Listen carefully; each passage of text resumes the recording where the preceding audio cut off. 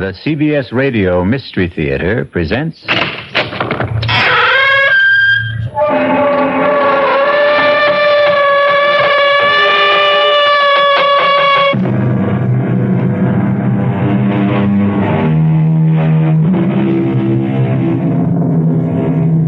in. Welcome. I'm E.G. Marshall. Welcome to the sound of suspense. To the fear you can hear. A psychiatrist once said that the human brain is like a spider's web. Together, all the strands are strong, but taken one by one, each can easily be broken, and the web destroyed. There are countless cases of human brains broken and smashed in just this way, step by step, strand by strand. And I can't help wondering... is this what happened to young Jennifer Brady? Please, officer, I'm not out of my mind. I didn't say you were. No, but everybody else does, and I'm not. I don't mean you're off crazy because you had a bad dream. It was no dream. It happened. I tell you, it happened. No, ma'am, it didn't. You see, it couldn't have. A thing like that to happen. Impossible.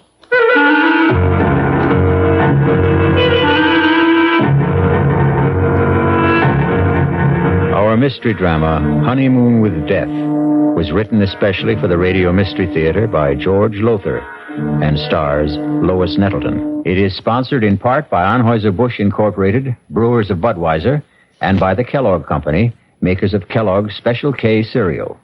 I'll be back shortly with Act One.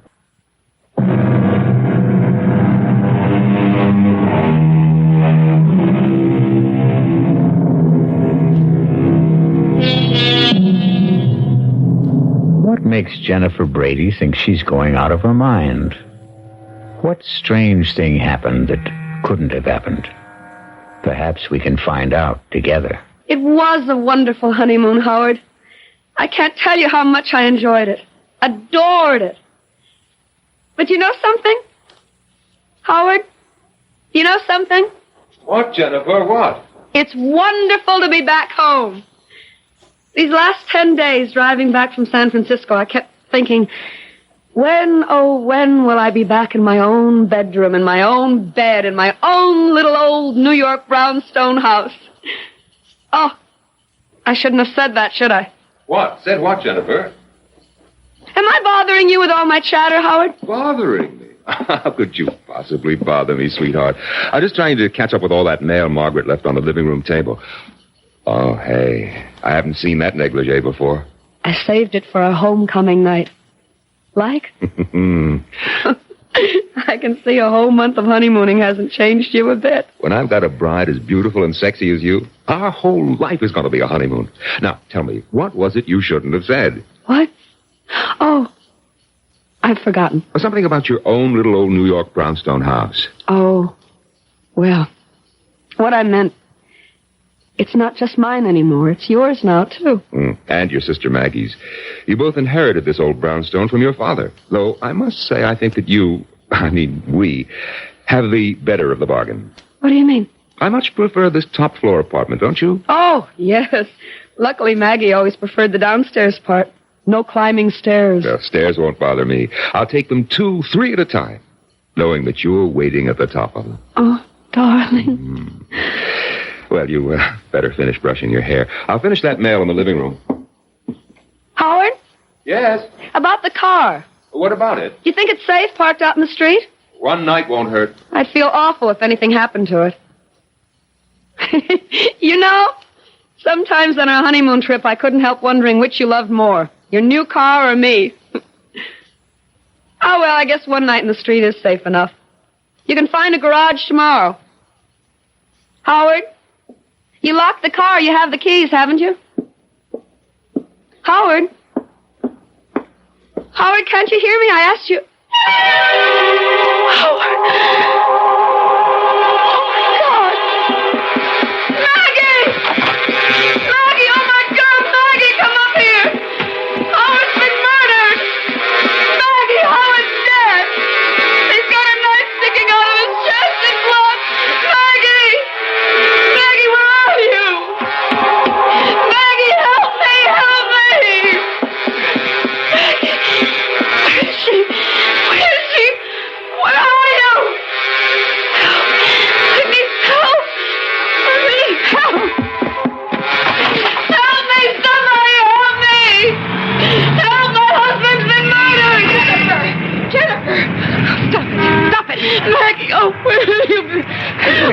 doing? Come back in the house, out in the street like this in your nightgown. Scream. Maggie, it's Howard. Jennifer, come back into the house.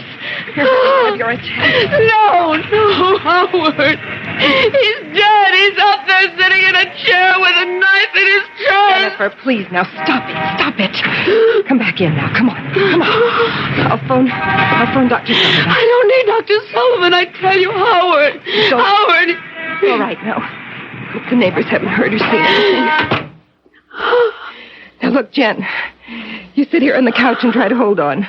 I'll phone Dr. Sullivan. Maggie. Howard is dead. He's up there in our apartment. Dead. Jennifer, please, now try to control yourself. There's no one named Howard here. What do you mean? No one named Howard. You know Howard Lansing, my husband, the man I've been on a honeymoon with for a whole month and home just a few hours ago. And stop looking at me like that. All right. All right. Now, look, Jennifer, I'll tell you what I'm going to do. I'll go upstairs, and I'll see if anybody's there. Howard's there. All right, all right. If this Howard is there, and if he's dead, then I'll phone the police. All right? Yes. But if he isn't, then I'm going to phone Dr. Sullivan, have him come right over. Now, that agreed? What's that? It's just the front door bell, Jennifer. Oh, yes, officer? Officer Helmets, ma'am. Ed Helmets. Anything wrong? No. What do you mean, no? My husband's been murdered. He's upstairs dead, a knife in his chest. Jennifer, please. Officer, there is no one upstairs, dead or alive. Well, then what was all the screaming about? I'm walking the beat just up at the corner, and I hear all this screaming. It's nothing. Believe me, it's nothing. Officer, will you do me a favor? Oh, sure, if I can. Would you go upstairs, please? And see for yourself? Officer, my sister is a highly emotional woman. Please? Would you please? Sure. Make you feel any better? Sure. Oh, Jen, what am I going to do with you? You know what Dr. Sullivan said. Dr. Sullivan? He said if you had another one of these attacks, you were going to have to be... I am not having an attack. I am as sane as you are. Don't look at me like that, Maggie. I am. Well, officer? Well, there's nobody up there, ma'am. Nobody. But there is somebody. My husband, Howard. He's sitting in a chair with a knife in his chest, blood all over. No, ma'am. But that's impossible. Impossible, I tell you. It's impossible. I couldn't. Maybe you want to see for yourself, huh? I'll go up with you. Officer, thank you very much, but there's no need. I do want to see for myself, will you? Sure. I'll come with you. Well, no, on second thought, what's the use? I mean, I'm really very tired of this sort of thing. What sort of thing? Never mind, officer. Just, you go ahead. Now, is this the room where you, thought that, Huh? I can't believe it. It's impossible. You can see for yourself. 5 minutes ago. 5 minutes ago, I tell you.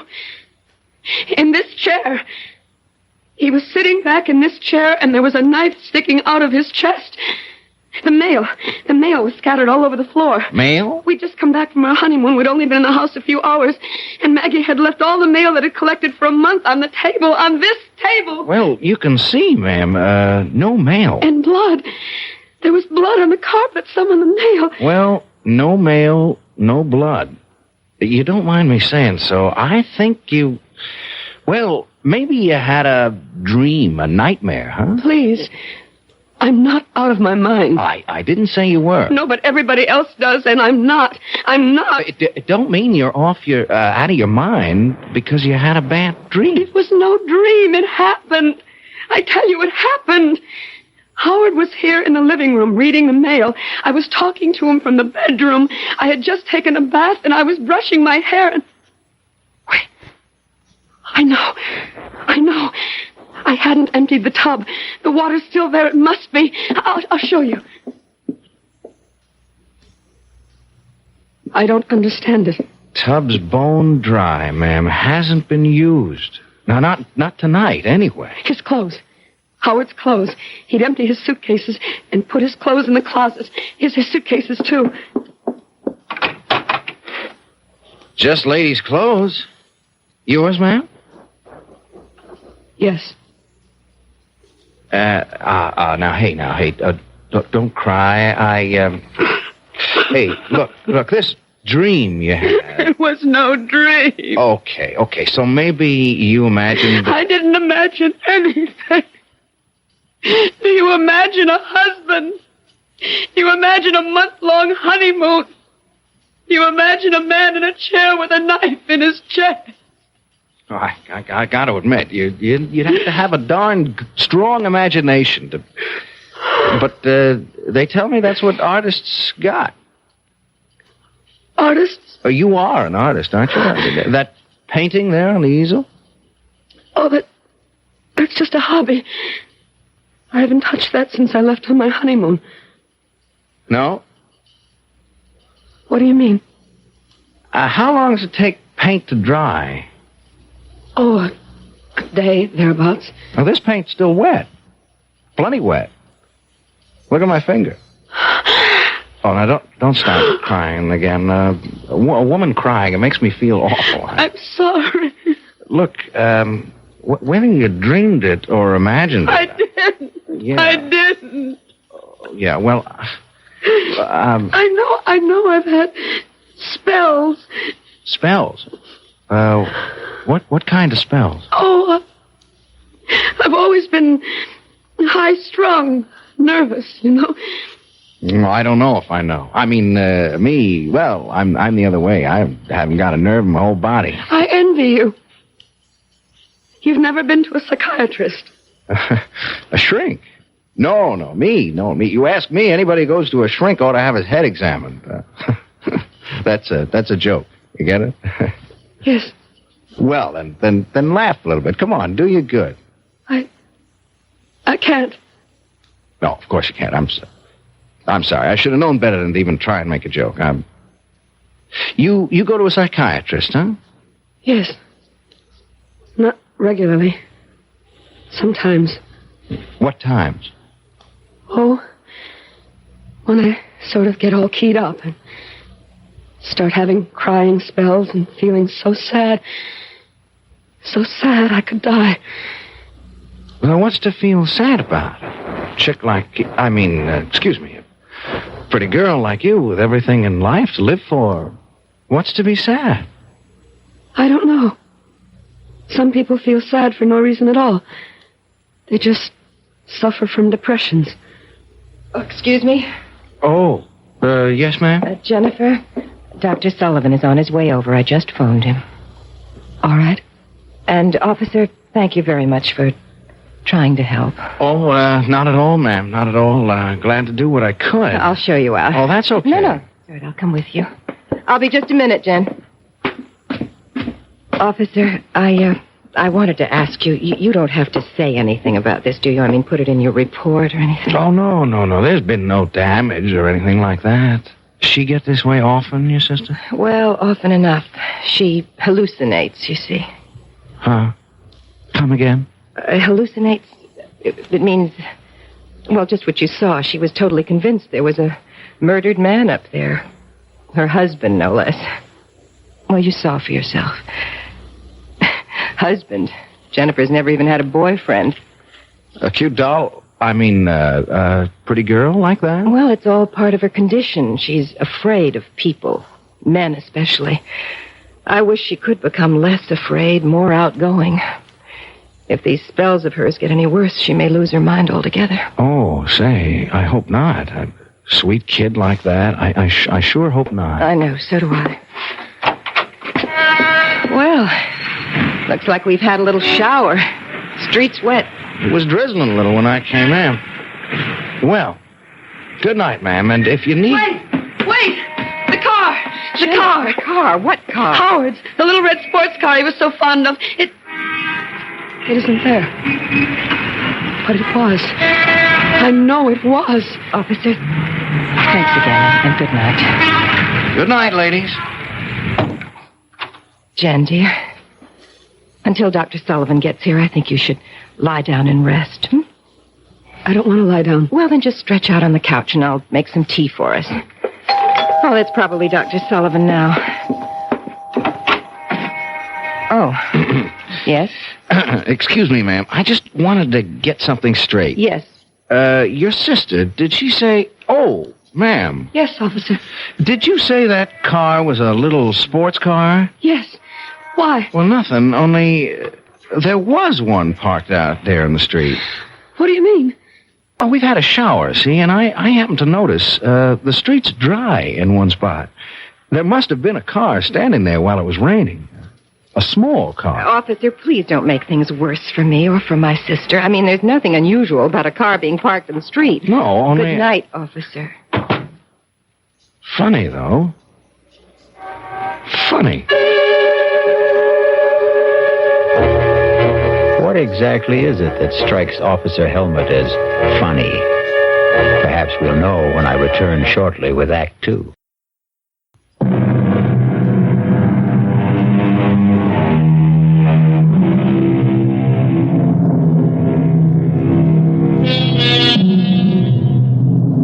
Has a horrible murder been done? Or is Jennifer Brady losing her mind? Did she find the body of her husband, Howard Lansing, seated in the living room with a knife in his chest? Or did she imagine the frightful scene? Is she married? Was there a honeymoon? Oh, here's young patrolman Ed Helmut at the front door of the brownstone house where Jennifer and her sister Maggie live. And it's the following morning. Oh, it's you. Yeah. Well, won't you come in? Thanks. Thank you for, what you did last night. Oh, just doing my job, Mrs. I don't know what to call you. I don't know what to call myself. I don't know if I'm Mrs. Howard Lansing or Miss Jennifer Brady. Not after last night. Well, suppose I just call you Jennifer. You can call me Ed. Ed Helmut. What are you doing here? Well, I'm off duty, see. I'm on the 4 to midnight beat, and I just thought I'd drop around and see how you were doing. Oh, well, I'm all right. You mind if I ask you a couple of questions, Jennifer? No. It's your job, isn't it? Well, yes and no. The fact being off duty now, I'm kind of asking these questions on my own. You know what I mean? I don't. Not really. Well, I tell you, that car of your husband's... If I didn't just imagine a husband. Yeah, well, if you didn't, that car of his, that little red sports car you mentioned, well... There was a car parked out front last night, and it was a little sports car. If it wasn't there when you left... Well, the space it left. It rained, remember, while the car was standing at the curb? Oh, yes. So at least you were right about there being a car. I mean, you didn't dream that up. It could have been anyone's car, as Maggie said. Oh, that's for sure. Still, though, it could have been a car belonging to a guy named Howard Lansing. Couldn't it? Couldn't it? Why are you doing this? Come again? Well, you know that I'm not well. That all my life I've had nervous problems. That... Oh, I can't believe it, but I must have dreamed it all up. Howard Lansing, marrying him, going on a honeymoon across country and back, coming home last night, finding him murdered. I must have imagined it all. Maggie says I did. Dr. Sullivan says I did. So why are you... You know something? I don't know. Maybe it's because, Well, what?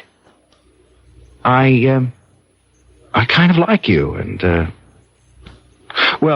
me, I didn't get much sleep either last night, thinking about this whole thing, thinking about you, and, I'm kind of wishing I could straighten things out for you. That's very sweet of you, officer. But... Call me Ed. Ed? It's sweet of you. But you're wasting your time. I'm mentally... Oh, come on now. Don't cry. You had a bad dream, that's all. A nightmare. Oh, it was more than that. Much more than that.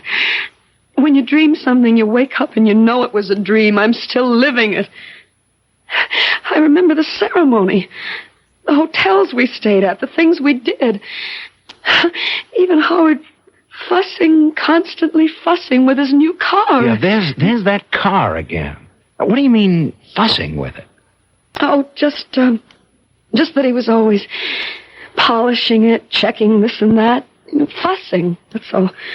And you remember all about the ceremony and the hotels and like that? It's all as vivid as if it had actually happened. Tell me about the wedding. Who married you? Nobody married me, Ed. I imagined... Okay. So where did you imagine you got married?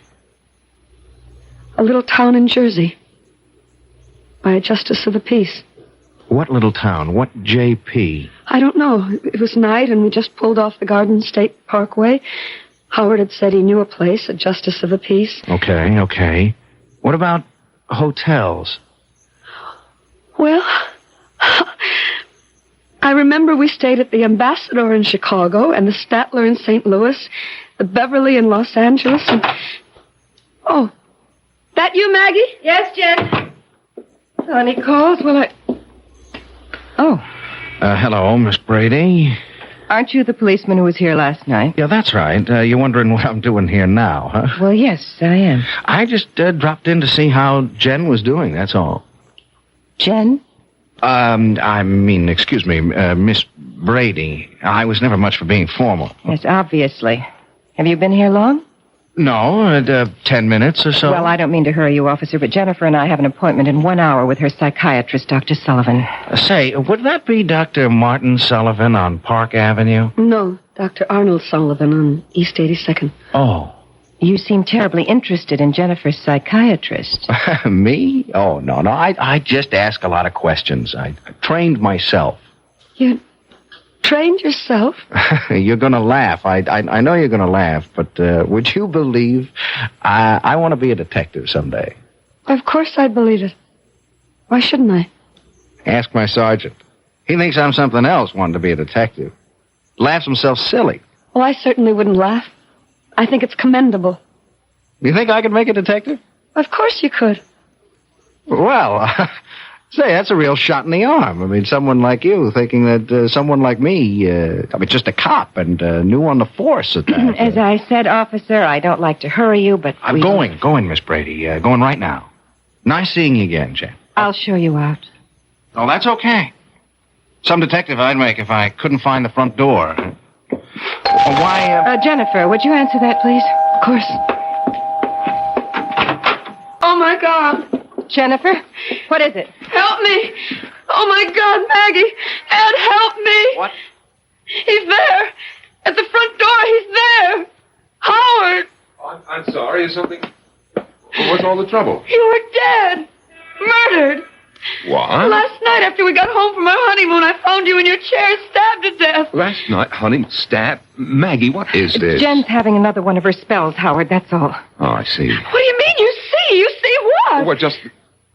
Excuse me, who are you? My name is Ed Helmut, Officer Ed Helmut. I'm a cop. A cop? Howard, I'll explain later what went on here last night. I don't understand this. I don't understand it. You're talking to Howard as if nothing had happened. Jennifer, nothing did. He exists. He's standing right here. He exists. And last night you acted as if you'd never heard of him. As if there was no such person as Howard Lansing. Darling, I don't remember. You did. Jennifer, stop it. Now, stop it. Control yourself. Officer, you were leaving. There's some questions I'd better get the answers to Officer, first. this is a private matter. It's a family affair. Well, now that depends on how you look at it. Are you Howard Lansing? Of course I'm Howard Lansing. Why do you ask such a question? Howard, Jen had one of her mental lapses last night.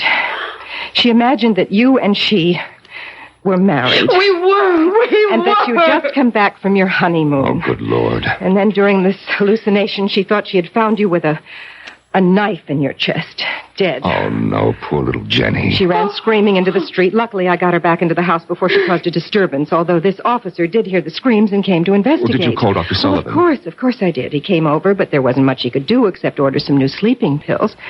And we're seeing him in his office at 11 this morning. Just one more question, Mr. Lansing. Yes? Just where do you fit in here? I mean, who are you? To the family, I mean. I'm Miss Brady's fiancée, Margaret, not Jennifer. Oh. I see. No, I'm afraid you don't see. Not all of it. Look, since we've gone this far, you might as well know the rest of it. Jennifer has always had a thing for Howard. She's not jealous that he's going to marry me and not her. Don't think that. But the whole situation has been a severe strain on her, a very severe strain. Almost certainly that's why her hallucination last night took the form that it did, thinking she'd been married to me and all the rest of it. Yeah, that makes sense. Well, I'll be on my way.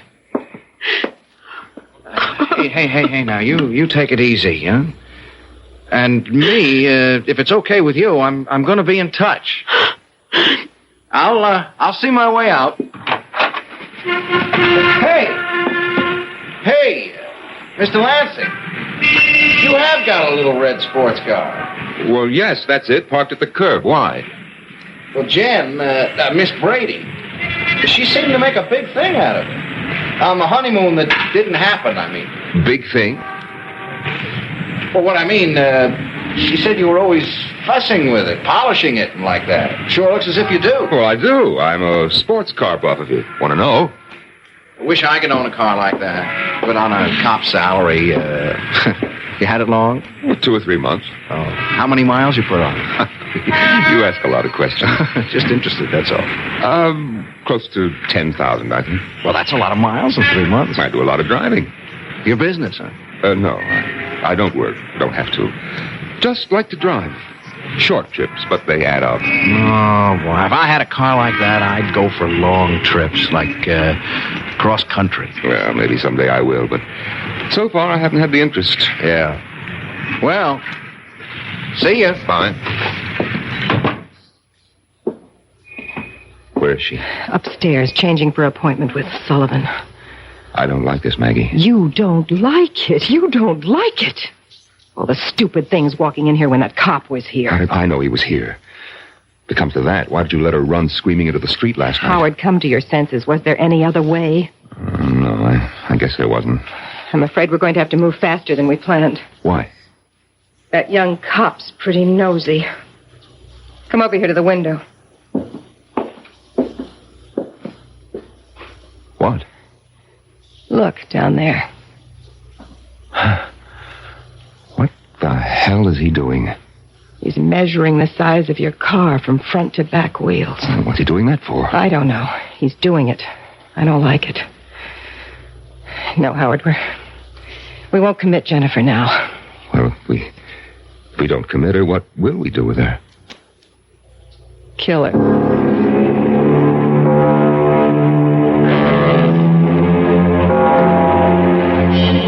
Clearly, Maggie and Howard faked his murder. But how could they have managed it? And how will they kill Jennifer? We'll return shortly with Act 3. I'm Hy Brown, producer of Radio Mystery Theater. And as you may imagine, I'm excited about this new adventure in modern radio, this new statement of radio's marvelous power to stir the imagination. Now, we're wondering about your reaction, about who you are and how you like what we're doing. So to encourage you to get in touch with us, we're holding a drawing for 3 weeks.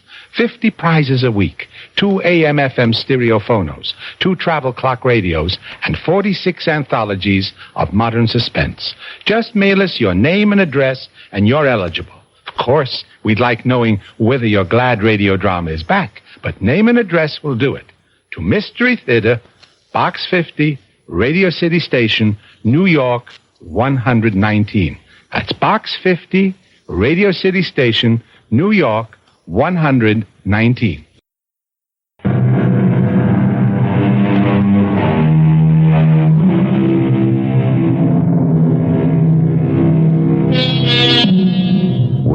shocked as I to discover that Howard Lansing is very much alive? I can't fathom it. Can you? No more than, 10 minutes could have passed between the time Jennifer saw him slumped in that chair with a knife in his chest, blood all over everything, and the time Officer Helmut entered the room to find no body, no blood, nothing to indicate that a murder had taken place.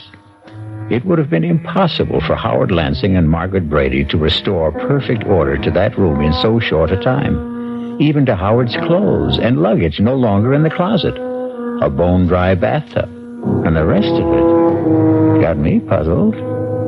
Well, we'll soon have the answer as we rejoin Maggie and Howard. Killer. There's nothing else we can do. Oh, we can do what we planned originally. Commit her. It won't work. Not now. Why not? Your answer is right out there in the street. The cop was just finished measuring your car. Now, what's he doing? Quite obviously getting into your car. I think I better get out there and see what he's up to. I was just about to suggest it, Howard.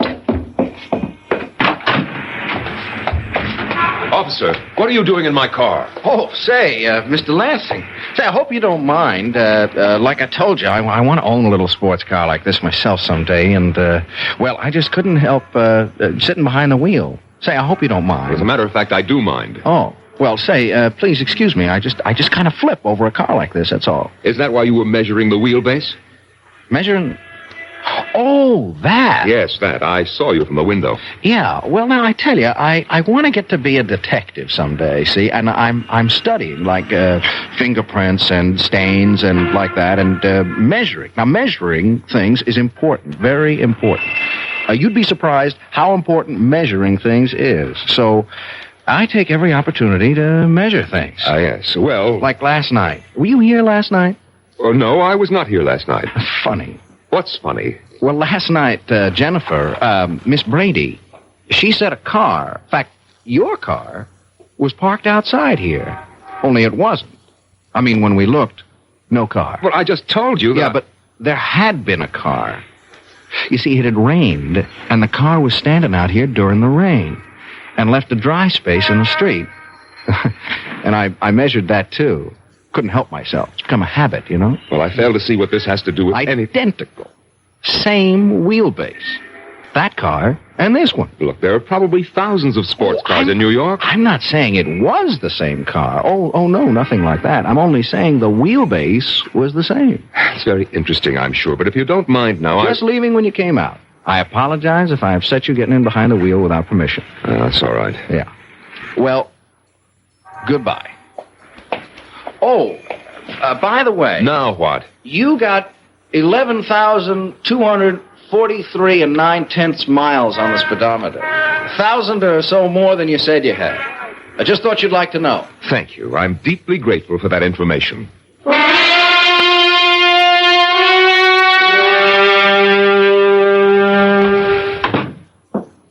He is up to something, Maggie. What else is new? He checked the mileage on the car. What of it? Over 11,000 miles. I could easily have driven from here to L.A. and back, which I did. Mileage shows only how far a car went, not where. I'm not worried about your car. I'm worried about him nosing around. The quicker we kill Jennifer, the better. Now, look, I didn't bargain for anything like murder. Neither did I, but that's the way it is. How will you do it? How will we do it? Sleeping pills. An overdose. That's the simplest. When? Well, tonight. Why wait? Oh, Jennifer. Oh, ready for our appointment with Dr. Sullivan, I see. Yes, I'll just get my coat. Howard, Yes, Jennifer. I'm sorry if I've caused you any trouble. Oh, now. I'm losing my mind, Howard. I must be. Marrying you, our honeymoon trip across country, returning last night, finding you dead. It was all so real. So real. And yet it wasn't. It never happened. Howard, I just can't go on like this much longer. You won't, Jennifer. Believe me, you won't.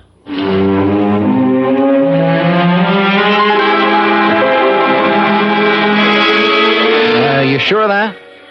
Did you check all marriage license applications? And there's no Howard Lansing and Jennifer Brady, huh? Call for you at Beverly Hotel, Los Angeles. Right there. Okay, sorry I troubled you. Thanks. Hello? Yeah. Yeah, how far back did you check your guest register? And there's no Mr. and Mrs. Howard Lansing. Hey, Ed, another one. The ambassador of Chicago. You going on a trip or something, man? Thanks. Officer Ed Helmet here. Yeah, I think I can tell you what you're going to tell me before you tell me. No record of a Mr. and Mrs. Howard Lansing. Yeah. Well, thanks. There's got to be a clue. There's got to be.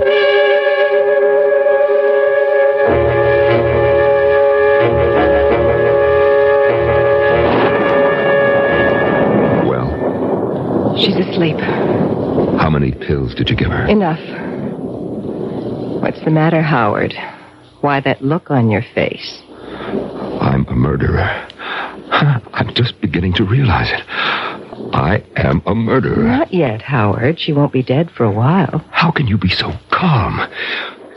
You frighten me, Maggie. I've never seen this side of you before. You've got to be kidding. All the time we spent planning this. To commit her, not murder her. What's the difference? We're not doing all this for peanuts, you know. We inherited $1.5 million from my father, Jennifer and I. You and I will have all of it once she... Who could that be? I'll see. Wait. No, I guess we can't pretend no one's at home. The lights are all on. And my car's parked out front. Oh, it's you. Okay if I come in, Mr. Lansing? Oh, well, now, Thanks. Rotten night out there. Just plain rotten. It's Officer Helmet, Maggie. Yes, so I see. Getting to be a regular visitor, aren't you? To be honest with you, Miss Brady, it's a real nasty night, and walking a beat, I didn't think you'd mind if I came in for a few minutes. Also, I wanted to see how Jen's getting along. Jen is getting along very well, if it's any concern of yours, which it is not. Oh, well, I only... Officer Helmet, circumstances beyond my control brought you into this house last night, but I do control whether you'll keep coming here like this. Please leave. Oh, well, now, wait a minute, Miss Brady. I like your sister, and I have reason to think she likes me. Now, wait a second. Just wait a second. I also think she needs somebody like me, somebody to lean on, to protect her. Of all And the further than that, I'm here on official business. Official business? I'm placing you both under arrest on a charge of... Where is Jen? That's no business of yours. What's all this about? Where is she? She is upstairs asleep, if you must know. Asleep at 8 o'clock at night? She took a couple of sleeping pills. Where are you going? How dare you go up there? Maggie, You my have God. any nerve, don't lose it now. But he'll know. He'll know she took an overdose. That's all he will know. He will know that we gave it to her. He's arresting us. For what? On what charge? Whatever it is, he'll never make it stick. We've covered our tracks too well for the law to... He's carrying her down. It's all right, baby. It's going to be all right. Operator, this is Officer Ed Helmet. I want an ambulance sent to 127 Brockhurst, and fast. An ambulance? Why an ambulance? An overdose of sleeping pills. She took a... She didn't take them, Buster. They were given to her, shoved down her throat, you ask me. I'm changing the charge against you two. I'm booking you for attempted murder. You must be out of your mind. You're as crazy as my sister. Who isn't crazy at all. That was a real far-out scene you two tried to pull. I gotta hand it to you two. You planned it so careful, so good. There wasn't a loophole in it. Except one. I don't know what you're talking about. You don't, huh? Then let me explain. You set the whole thing up, the two of you. The marriage, the honeymoon trip across country and back, the fake murder, and the whole bit. Oh, and you played it smart. Very smart. Not a clue. I checked the Marriage License Bureau. No license. Easy enough. You could have bribed a clerk to destroy it. Now, look, I checked a few hotels. The big ones like the Ambassador, the Beverly in Los Angeles. No Mr. and Mrs. Howard Lansing listed. A piece of cake. When you registered, you gave a different name. You're making yourself look like a fool. What you're saying is you could find no evidence. Oh, but I did. One little clue that neither of you thought about. The car, Mr. Lansing. Your pretty little red sports car. I don't follow. You will. I told you I found that dry space out on the street last night because a car, a little sports car like yours, had been standing there during the rain. Or it could have been anyone's car. Sure. Same size as yours? Same wheelbase? But I agree, it could have been anyone's. Only it wasn't. It was yours. You want to know how I know? We'd be enthralled. I know, because last night, that car wasn't parked outside this house, but the one next door. I got to wondering about that. I kept saying to myself, if it was his car, why did he park outside the house next door? I came up with the answer today when I entered that house. Nobody there. And found fake blood all over the upstairs room. A gag knife. The kind you attach so it looks like you're stabbed. Even your clothes. And your luggage in the closet. Mr. Lansing. Oh, God. So you see, if it hadn't been for your car, I'd never have realized that brownstone houses in a row like these are identical. You bought this place, or leased it while Jen and him were on their honeymoon, didn't you, Miss Brady? Last night, when Jen went screaming into the street, you deliberately let her run into the street so you could bring her back to the house next door. This house. In her state, wound up tight like she was, she never realized what you were doing, as you knew she wouldn't. You'll have to prove these accusations. I will. I can't. With the one little clue that nails it all down at all four corners. The little red sports car again. What about it? Well, you told me you'd never driven across country. I never have. If you're thinking of the mileage on the car, that proves nothing. Well, not the mileage, Mr. Lansing. The servicing. Servicing? You had it serviced at the Beverly Hotel in Los Angeles. A lube job, oil change, new filter, the works. And like they do at all service stations, they slapped a little sticker on the door jamb. That little sticker that carries the name and address of the service station. That little sticker that practically nobody ever notices. Anyhow, you didn't. And it says, Beverly Hotel Service Station, Los Angeles, California. Date and all.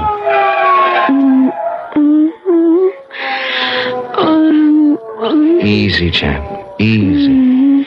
You're gonna be okay. From here on in, you're gonna be just fine.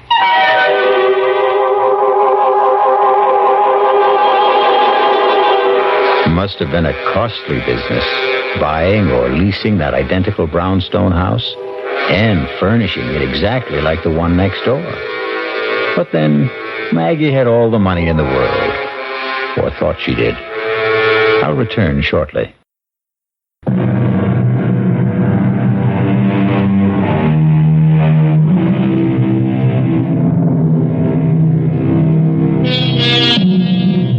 Yes, like a spider's web, so strong and yet so weak, the human brain can be broken.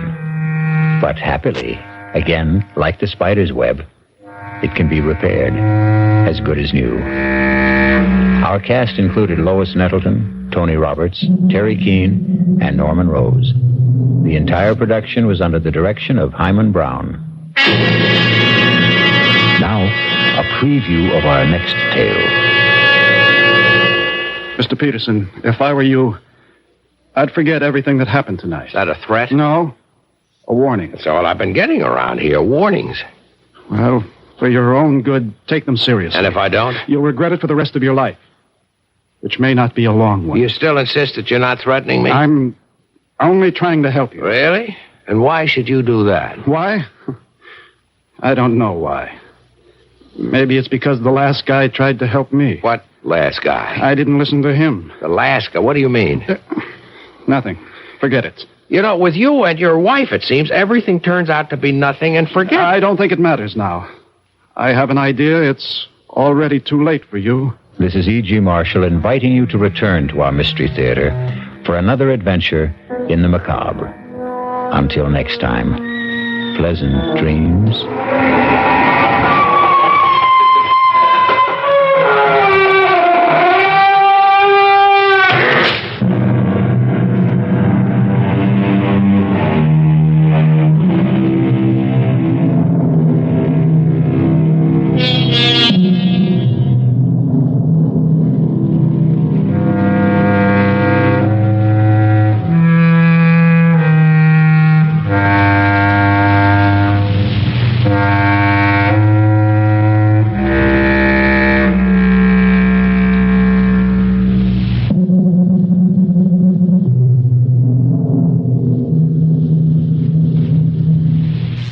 CBS Radio Mystery Theater presents...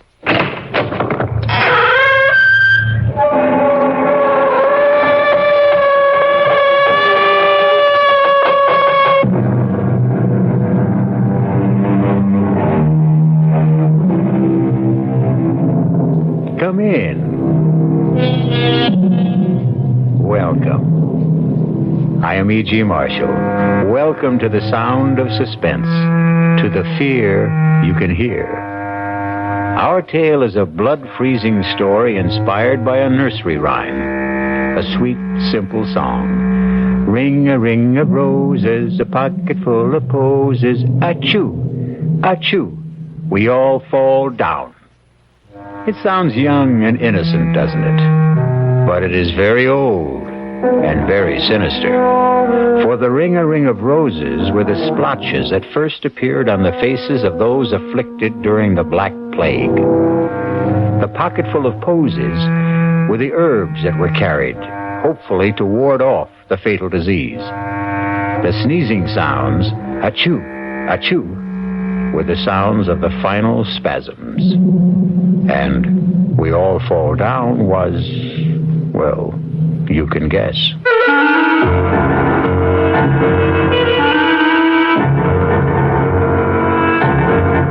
Our mystery drama, A Ring of Roses, was written especially for the Radio Mystery Theater by S.J. Wilson and stars Glynis O'Connor. It is sponsored in part by the Kellogg Company, makers of Kellogg's Special K cereal. I'll be back shortly with Act One.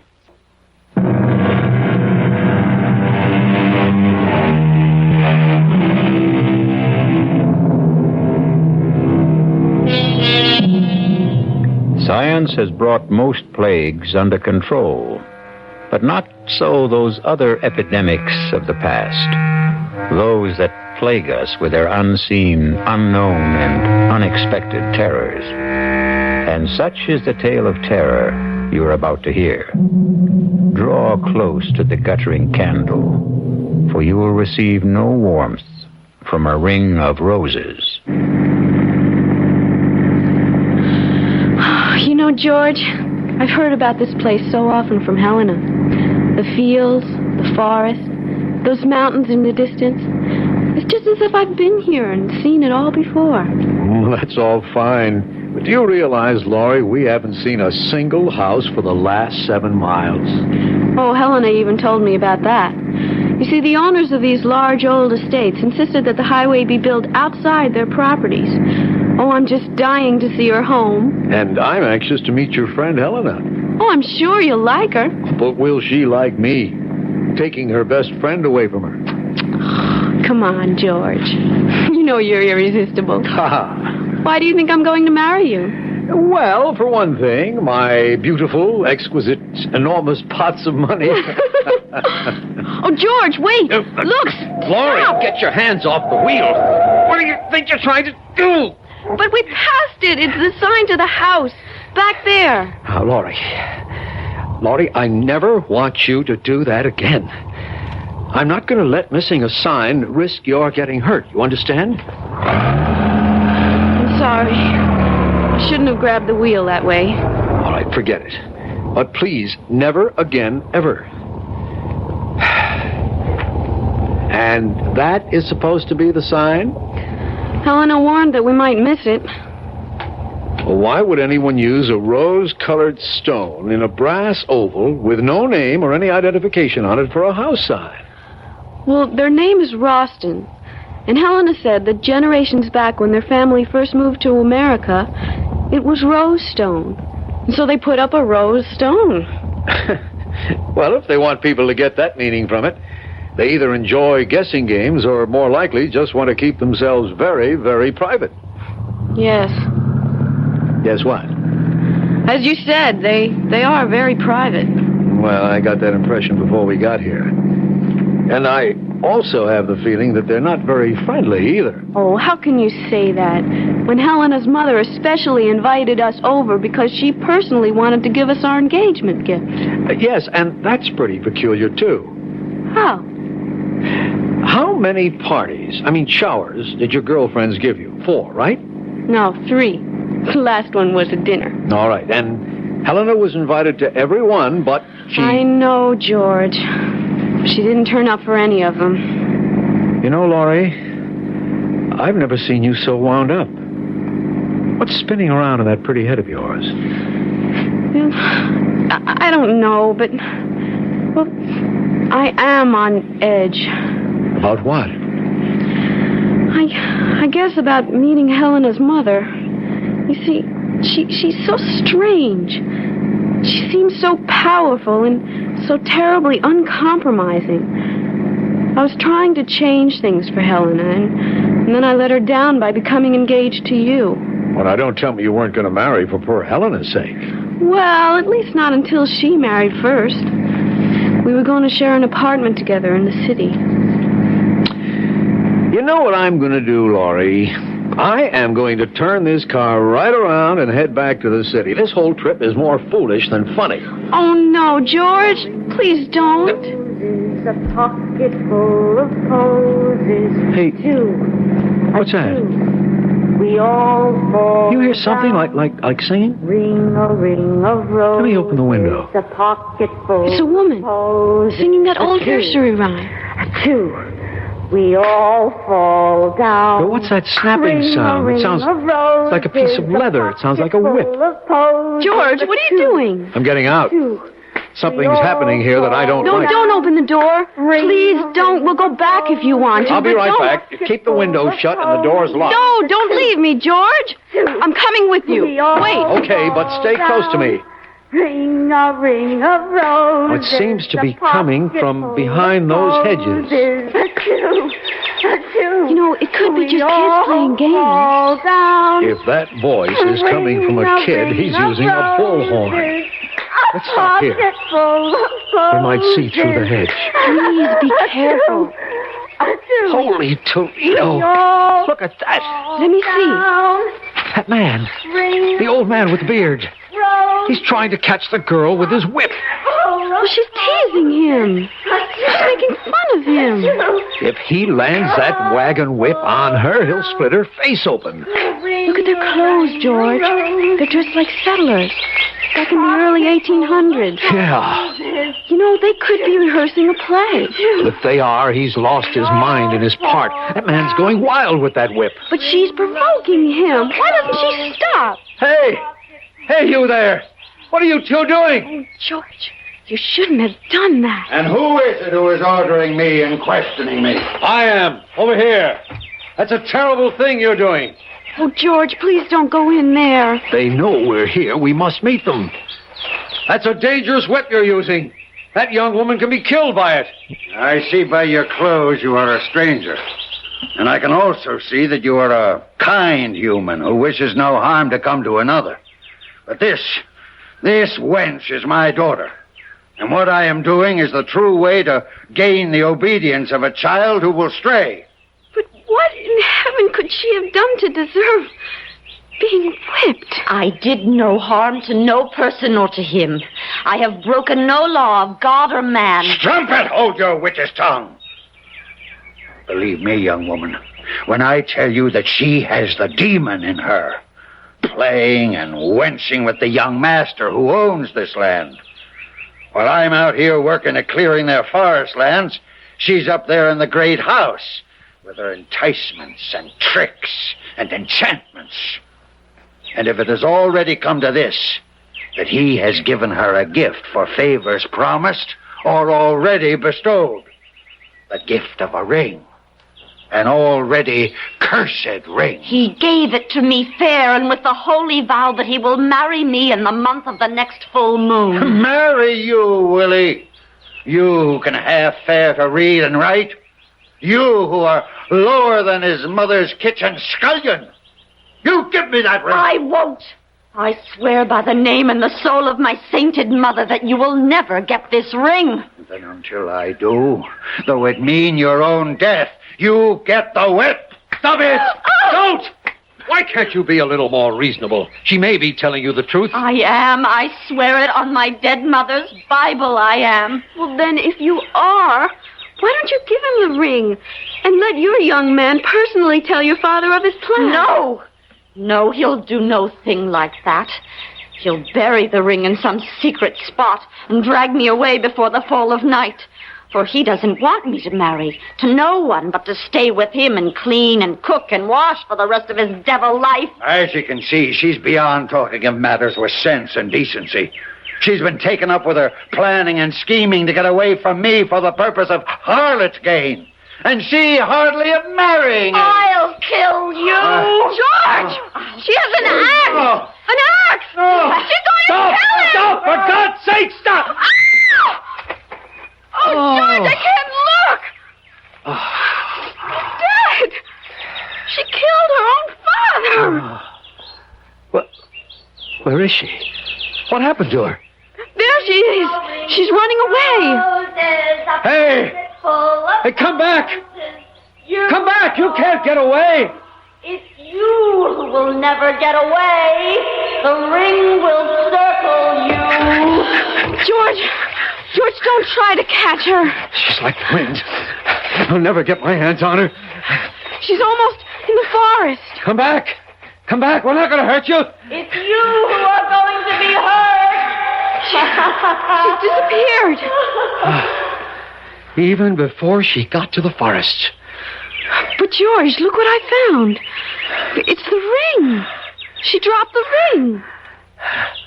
Let me see it. You know what it's like? It's just like the road sign. Well, it's the same shape. The same color stone. It's smaller, but it is just like the road sign. Rose colors. George, we've got to get help. The police, Yes, someone. but where? Of course, the house. We've got to get to Helena's house. This ring so rosy, this ring so red, does it belong to the living or the dead? We'll return shortly with Act Two.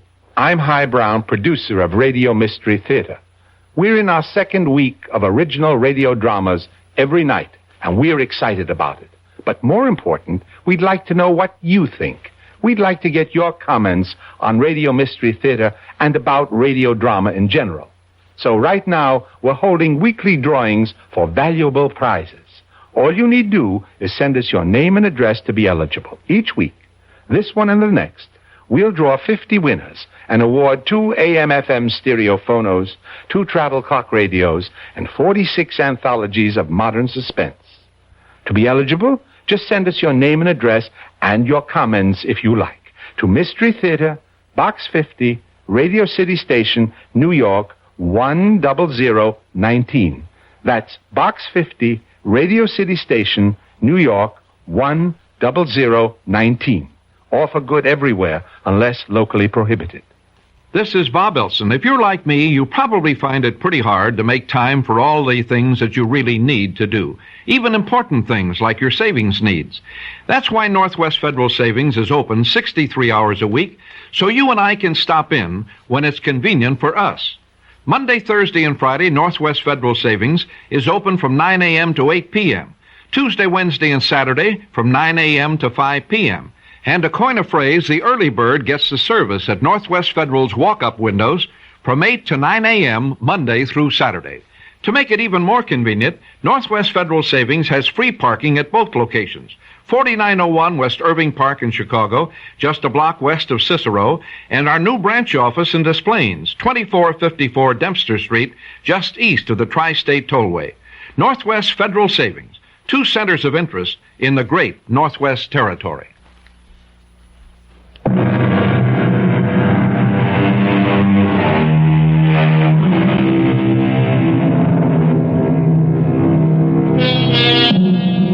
Let us return to the evil of a ring of roses, and to our young friends who have been wrenched back through space to a time when a young woman raised an axe and split, in more ways than one. But did she leave that strange, foreboding ring with its bloody rose stone? What does the ring mean? Does it possess a tragic magic? Oh, why doesn't someone answer? Why don't they hurry? Take it easy, Laurie. Thank you. We've got to see Mrs. A moment, please. You are Miss Thornton? Yes, but we've got... And you, Mr. Williamson? Yes, and we've come to see... Mrs. and Miss Roston are expecting you. Won't you follow me, please?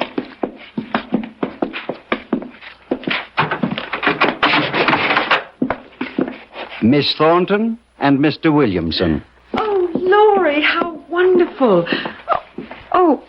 But something's wrong. Your hair. And Laurie, you're so pale. Something frightful has just happened, Helena.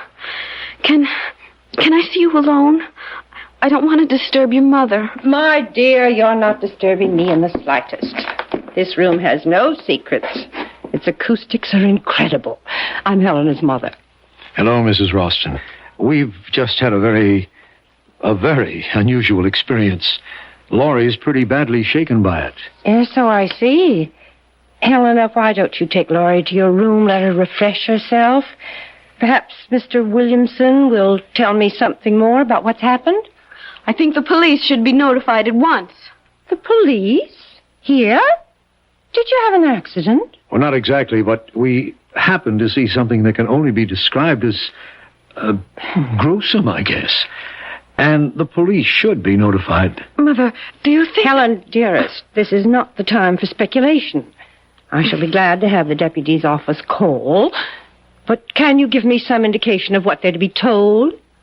We don't like bothering our officers unnecessarily. They have enough to do as it is. But someone's just been murdered. Oh, no, not again. What? Now, Helena, restrain yourself, dearest. Laura, you say someone's been murdered? Who? Well, we don't know who he is, but he was trying to whip a young woman. And, Mr. Williamson, she took an axe and killed him. No. How could you? I was praying that it wouldn't happen to you. Oh, poor Laurie. Now, why don't you young people make yourselves comfortable? A glass of sherry might calm you. But, Mother, you told me that it would never happen again. That thing... Helena, I said I had taken every precaution not to have it happen. But who am I to promise I will control the uncontrollable? Are you saying that this has happened before? Laurie, maybe Mrs. Roston wants to explain. Well, not really, but I feel I'm obliged to. However, it is difficult. How does one explain the inexplicable? I think they're ghosts. There are no ghosts, Helena. Dr. Medvig, the last scientist I consulted, said it was undoubtedly an instance of photally sensory projection. Helena pooh-poohs it. But has either of you ever heard of that discipline? Oh, vaguely. It once came up in a course on parapsychology that I had at school. No one has ever proved PSP, Mother. Well, they've never proved ESP either, but a lot of serious scientists work with it. But George, what does that photo whatever mean? Oh, it's quite complicated. Photolysis is the means by which light can affect the arrangement of chlorophyll grains in leaves. Chlorophyll grains? Leaves? There's a man not more than a mile from here who's been murdered. Now, calm yourself, my child. There is no such man and no such daughter. This has happened before. I've seen it. Helena has. A very few close friends have. Unfortunately, you have too. Mr. Williamson, do you think you'd still like to try an explanation of PSP? Well, it's spooky in a way. By that I mean the scientific explanation of it. You see, we're all supposed to give off certain light and heat waves. And what is it happens in the case of individuals who are emotionally stimulated, let us say, people in love? Well, the theory has it that people in a very intense emotional state give off more highly concentrated waves. Well, I just don't understand what chlorophyll and leaves and light waves have to do with a man being murdered. You see, it's tied up with photosynthesis. And scientists aren't sure how that process really works. But with the unusual intensity of light, the cells of chlorophyll rearrange themselves and are forced to give off some of the excess carbohydrates in which there is an unusual amount of stored energy. I'm not following this at all. My dear, Helena speaks of you as having the patience of a saint. So, if you'd like me to telephone the deputies, I suggest you give your fiancé a chance to finish. There isn't much more, Laurie. Just that the openings in the leaves, they're called stomates, tend to react like projectors. And through the magnification of additional oxygen are supposed to be able to relay an episode they once absorbed when they were in the receptive state, like film. Are you talking about something like motion picture film? Yes, Laurie, but he means something like a projector with a memory. A memory of blood in this case. Well, it happens that chlorophyll is very much like hemoglobia, except that it contains magnesium instead of the iron found in blood. Are you saying that what we saw was a motion picture? Nothing more? Well, essentially, that's it. But when and where the original was recorded, we have no idea. Well, but there's a building. There's a cabin out there. And there's a man's body bleeding. Well, why don't you go and see for yourself if you don't believe us? No, Laurie, there's nothing there. Helena, you too? Yes, as Mother said, I've seen it. Others have, too. Around here, they call it the Enchanted Forest. But if you go out there again, you won't find a cabin or a man. Nothing. The police know all about it. They'll come, and you'll just feel foolish. I don't know what to think. It all seems so real. Well, now, why don't we come back to the present and the truly real? Because I have the real pleasure of giving you our gift to celebrate your engagement. It's a complete surprise. Even I don't know what it is. Laurie, dear, it isn't that what we're giving you is expensive or valuable, but it is dear to us. We hope it will be your first family heirloom.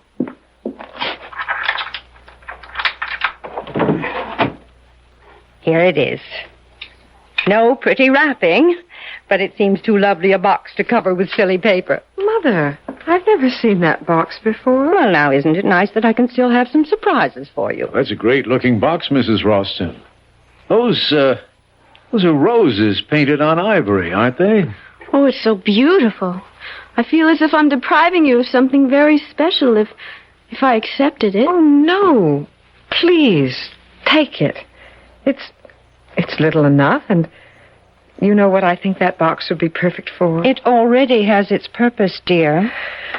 What I was going to say was that it would be the perfect place to keep a lock of your first baby's hair. Wouldn't it? And I'm afraid it's going to stay empty for some time. Oh, George, we don't know that. Not yet. We will have to find you another container for that when the time comes. This box already has its occupant. You mean there's something inside? Well, look and see. Well, go ahead, Laurie. My heart's beating so loudly. She's been like that all day, so excited. Darling, do you want me to open it? No, I'm all right. Just let me take a deep breath. Oh, no. Hey, that's the same... Laurie? What's wrong? Mother? Oh, it's just music. Give me the box, Laurie. And inside! Oh, the ring! Oh, I got her. Put her on the couch. Yes. Laurie? Mother, do something. Don't just stand there. Eleanor, control yourself and get some water. Oh, Laurie, my poor Laurie. Wake up. Laurie, come out of it, honey. Darling? She's trying to open her eyes. Slowly, Laurie. It's me, George. Oh, who? What happened? You just passed out for a moment. Here, give her this water. Here, honey. Sip this slowly. Oh, I don't need it. But did I really see it? See what? The ring. Yes, I've got it. What ring? This ring. The same one. With the rose-colored stone. Mother, how dare you? That's mine. You know what that ring means to me. Oh, please take that thing away. I don't want to look at it. But don't worry, you won't have to. Here, Mrs. Ralston, take it back. And I hope it isn't a sample of your sense of humor. Just one moment, Mr. Williamson. I don't particularly appreciate your tone or your attitude.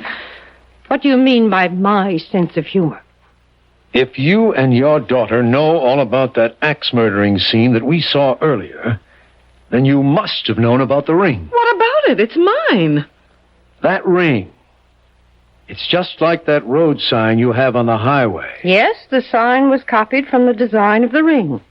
It's been our family hallmark, so to speak, for generations. Is that why the girl who killed her father did it? Because of that ring? What do you mean? She had it. She teased him with it while she sang that song. That same nursery rhyme in the box. Oh, no. That couldn't be. That's my ring. She couldn't have had it. Are you too sure you saw this ring? Well, that girl in the field. She dropped it when she ran away. Then where is it now? Well, George, you had it. What? You sure?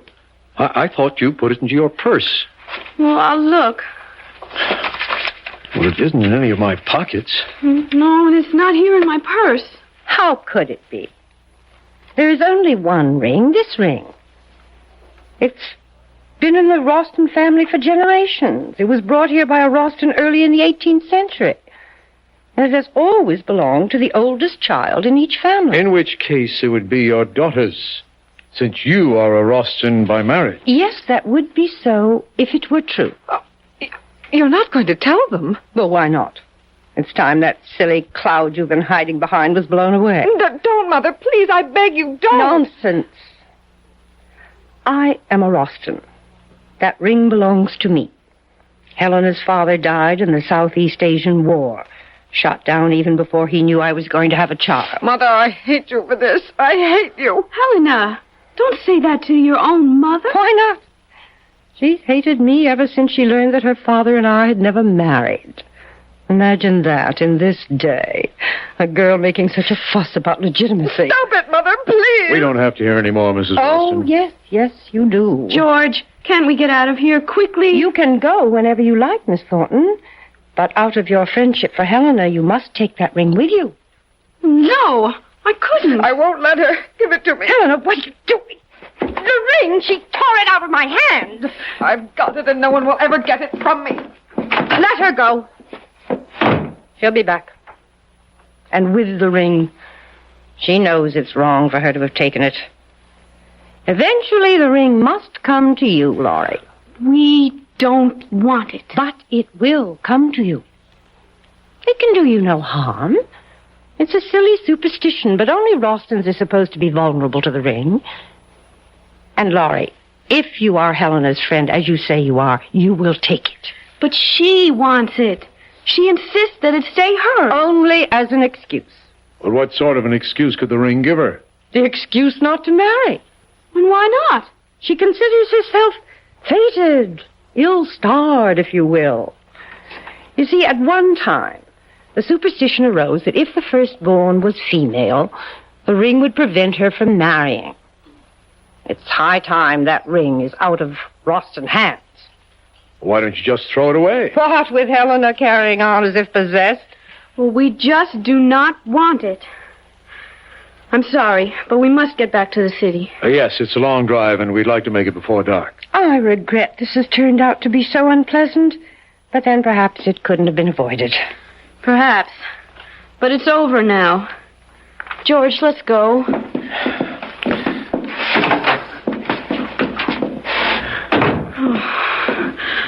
Oh, I can't get away fast enough. I don't know what the speed limit is here, but whatever it is, we'll break it.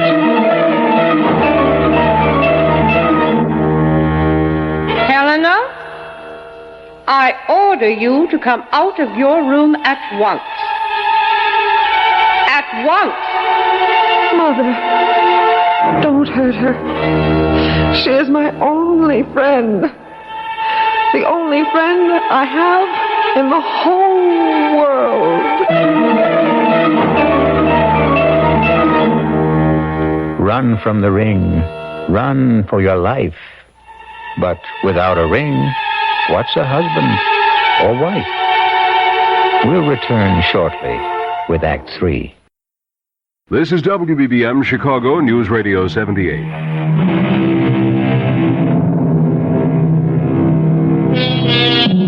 Let us try and penetrate the shrouding darkness of the final act of A Ring of Roses. Laurie and George have been plunged into a strange, unreal experience.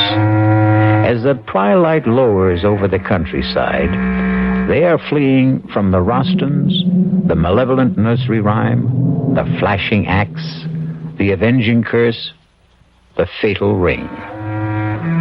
What can flight outrace those forces of evil? That woman, that Mrs. Roston, she's monstrous. Oh, I'm so sorry for Helena. Yeah, well, I didn't see any halos around her head either. Yeah, but just imagine having to live with that mother. Why did she have to tell Helena that she and her father had never married? Do you believe it? Well, why would she lie about something that important? Maybe out of just plain malice. Or what? It just occurred to me. Couldn't she have invented that story about the curse the ring puts on firstborn Roston girls? Well, to what end? Simple. It'd be a guarantee that she'd never be alone. That she could hold on to her daughter for life. Like the woodcutter. Oh, don't remind me of him. Anyway, I can't see how the ring and whatever it's supposed to do fits. Well, if she made up the business about fate keeping her from marrying Helena's father, now wouldn't that be a kind of evidence, proof for Helena that the curse was real? Well, then why would she give us the ring? Well, I'm only guessing, but couldn't it have been Mrs. Roston's way of telling her daughter that she wouldn't marry even if the ring was off the premises, so to speak? But, George, whatever we think of Mrs. Roston, she's still a mother. And what mother would sentence her daughter to a lifetime of misery? Huh? Look, I'm sorry I got you into this mess.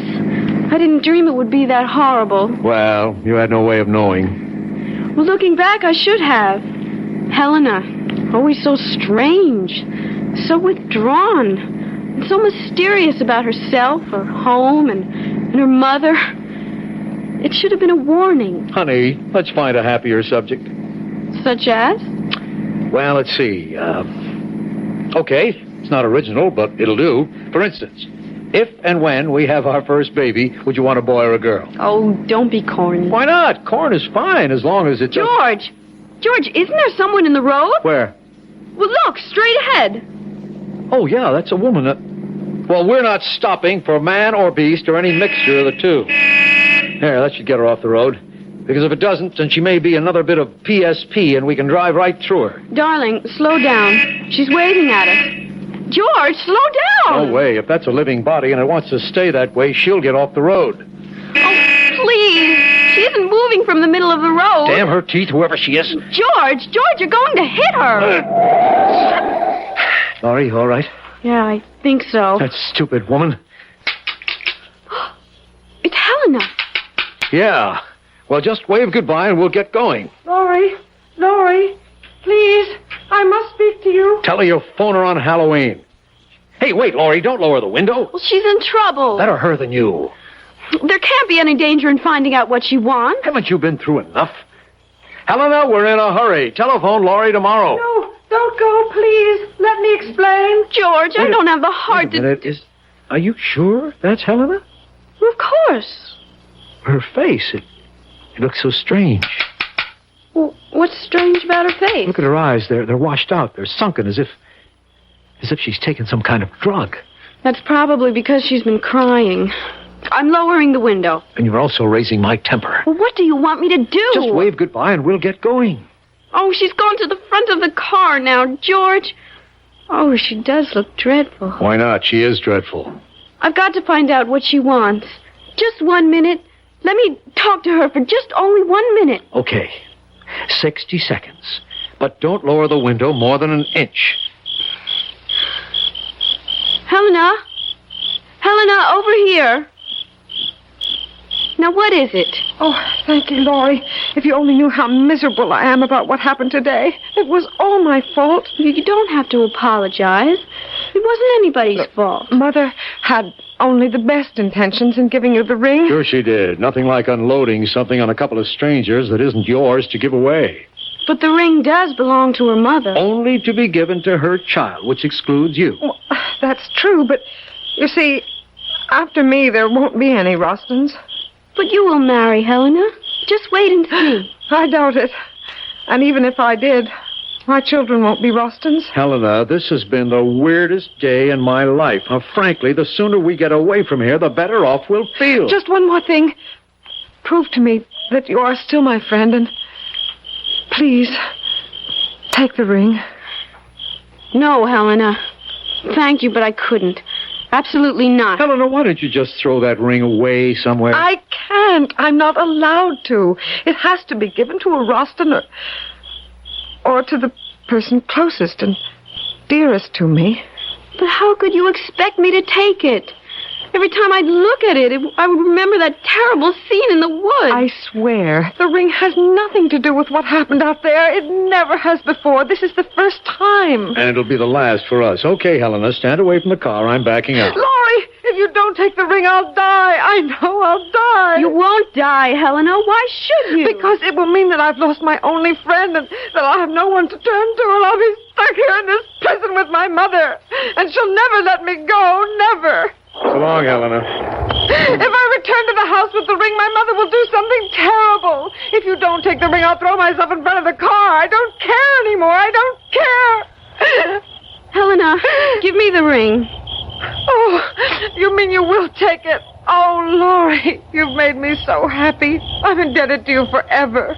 Forever.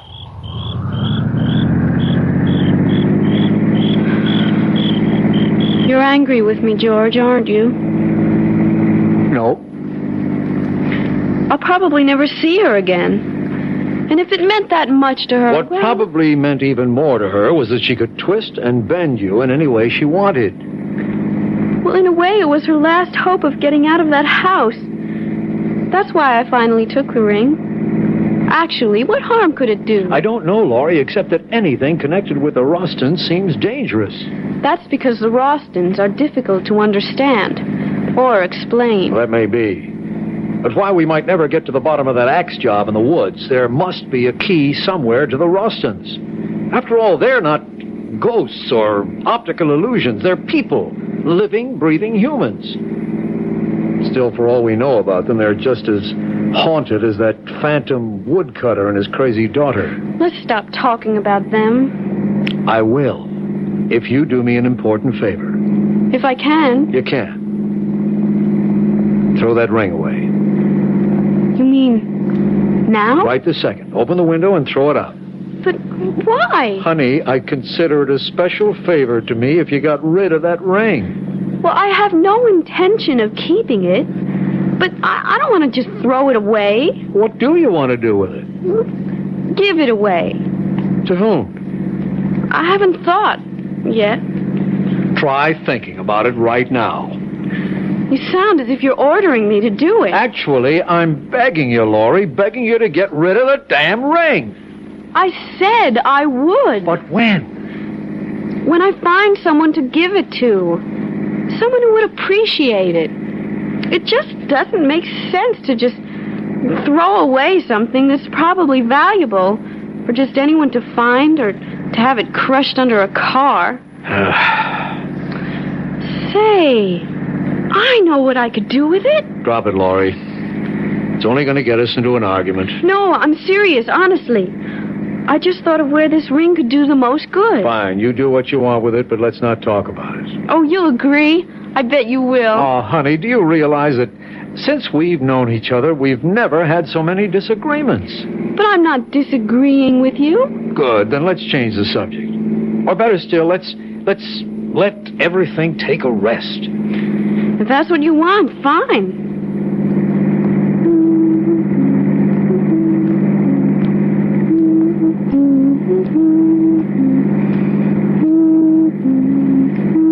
Laurie, what are you doing? Nothing. Laurie, what are you doing with that ring?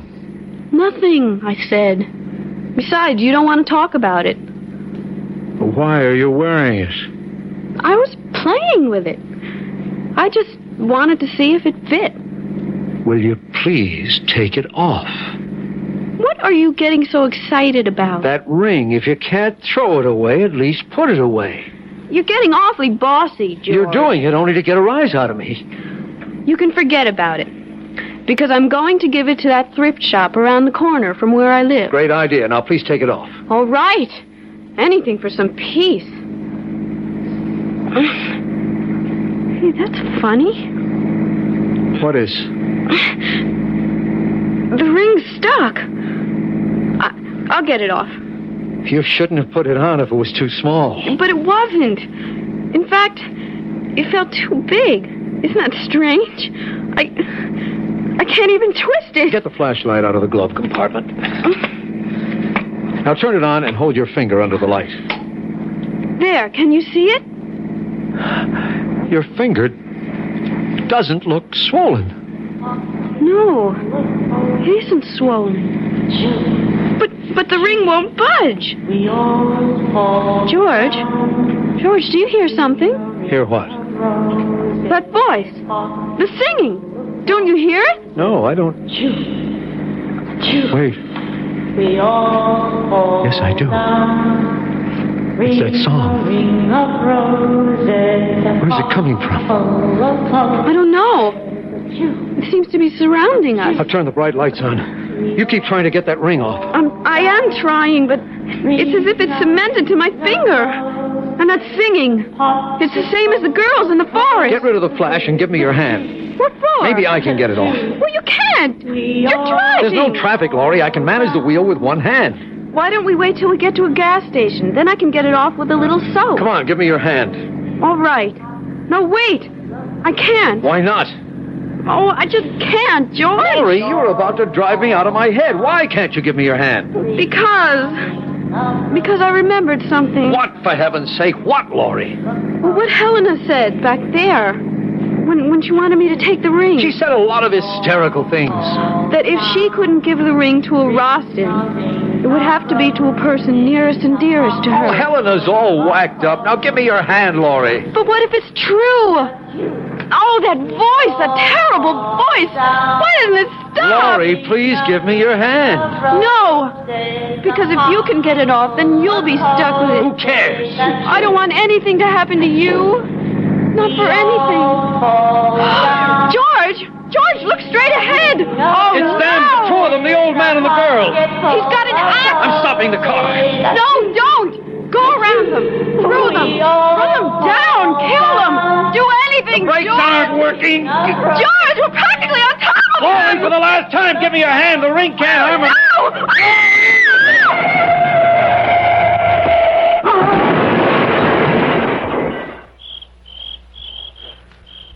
Laurie, are you all right? It was a tree we hit. Only a tree, Laurie. You hear me? It was only a tree. Laurie, the ring. The ring. What did you do? Not on your finger.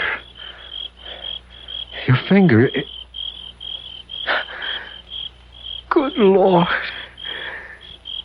She's dead.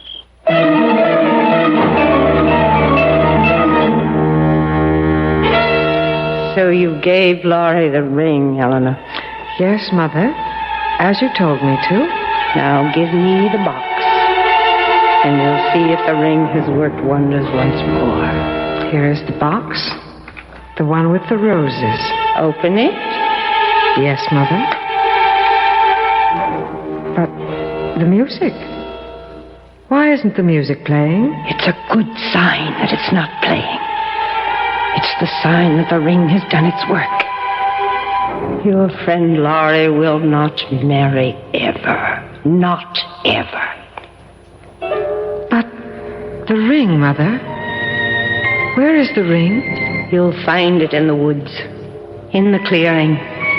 In the same place where I killed your great-grandfather 143 years ago. Go and bring back the ring that will keep us alive forever.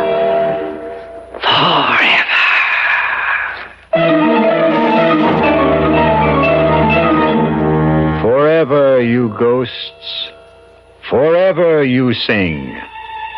But your death is as forever as your grim, rosy ring. I'll be back shortly.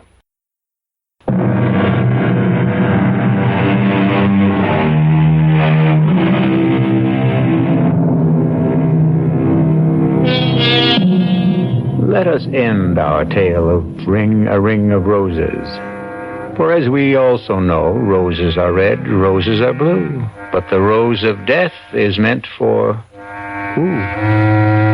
Our cast included Glynis O'Connor, George Petrie, Sidney Walker, Elspeth Eric, Holland Taylor, and Carol Hilliard. The entire production was under the direction of Hyman Brown. Now, a preview of our next tale. She's at your place, ain't she? That girl. What girl? That Iris Lloyd. The girl who finds things. I'm afraid of her, Mr. Wheeler. I'm afraid she'll find out what we did. Shut up. Don't you ever say anything like that to me again. I'm scared, Mr. Wheeler. I'm telling you, that girl is peculiar. She knows what you're thinking. She knows where you can find anything, even dead bodies. Get away from me, Lucas. I told you to keep away from me when I came here. Now, get away from my car before I run you down. Radio Mystery Theater was sponsored in part by Anheuser-Busch Incorporated, brewers of Budweiser. This is E.G. Marshall inviting you to return to our Mystery Theater for another adventure in the macabre. Until next time, pleasant dreams.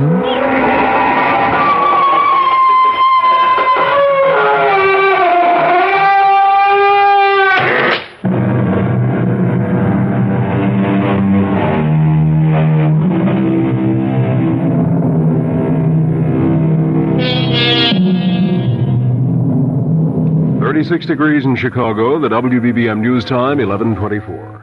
The CBS Radio Mystery Theater presents...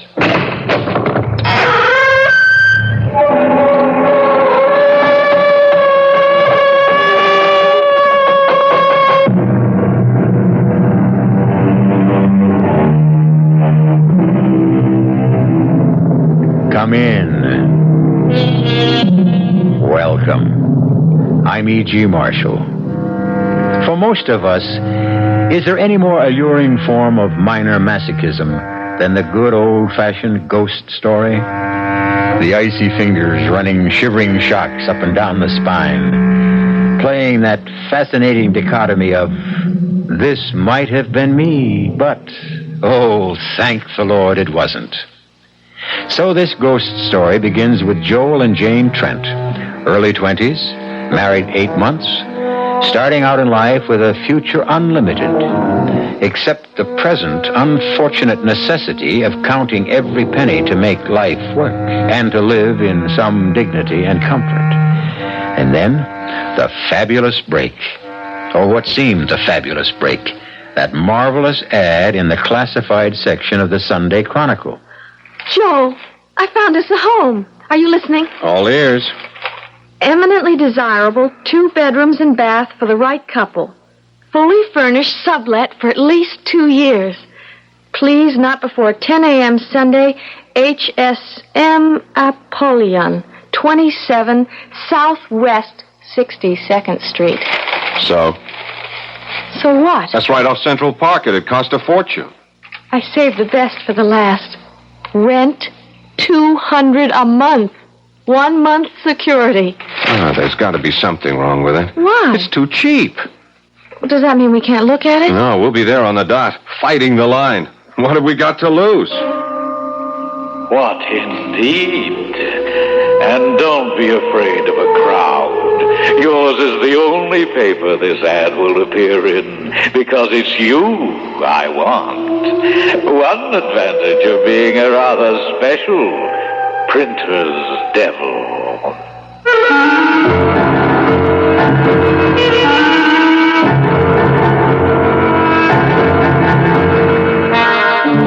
Our mystery drama The Real Printer's Devil, was written especially for the Mystery Theater by Ian Martin and stars Paul Hecht and Jada Rowland.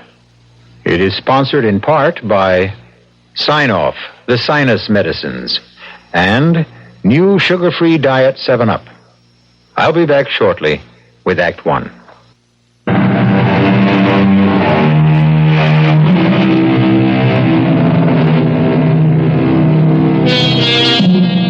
Could there be a more mundane, run-of-the-mill beginning to a really haunting ghost story than two young people on the way early on a bright Saturday morning to answer an ad for a sublet furnished apartment? But such an apartment. From their point of view, a steal at the price, at the location, containing everything they ever wanted, a long-term lease, a promise of heaven. But from another point of view, oh, well, that, as we shall see, is the hell of it.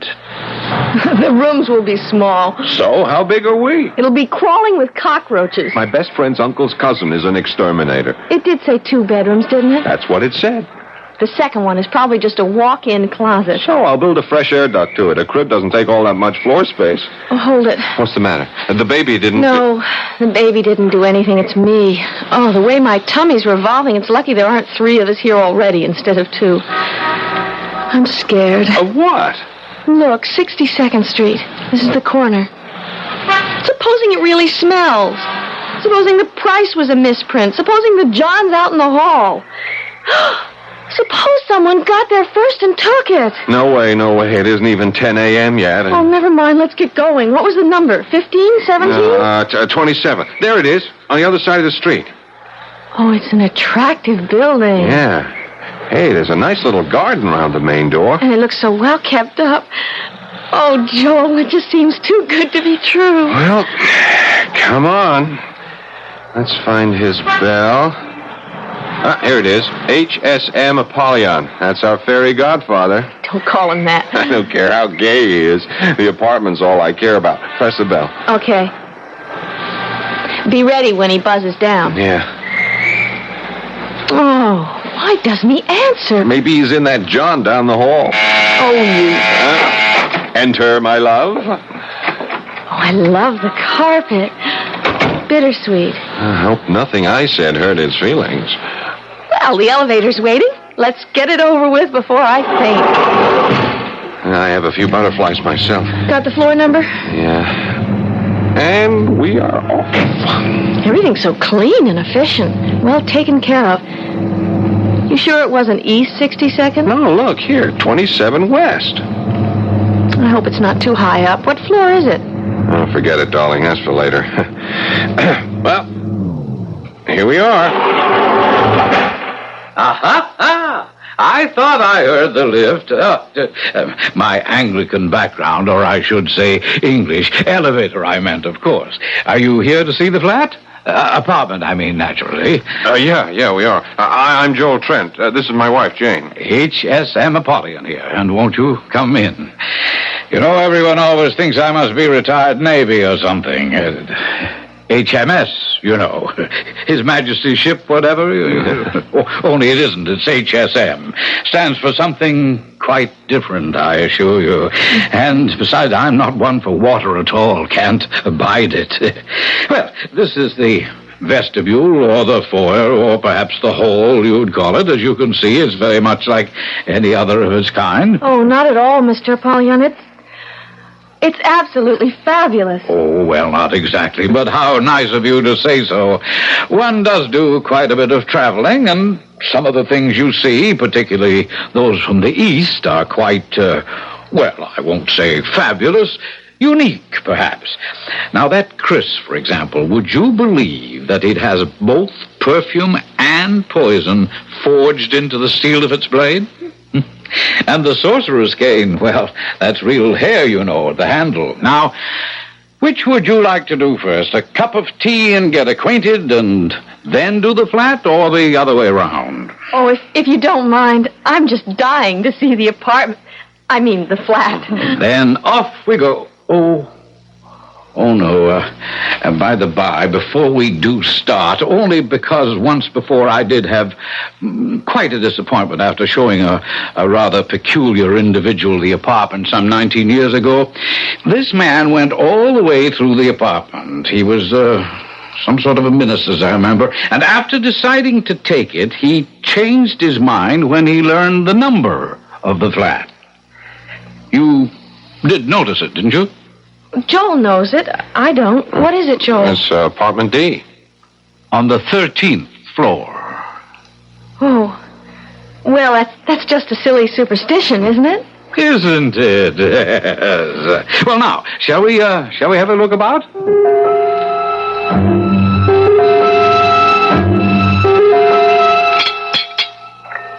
Do you take sugar with your tea, Mrs. Trent? 1 lump, please. But really... Mr. Trent, or would you prefer something stronger? No, tea's just great. 2. Lumps, I mean. How about milk, Mrs. Trent? No, thanks. Neither of us. But really, mister, Polly, and this is awfully kind of you, but we must be holding you up.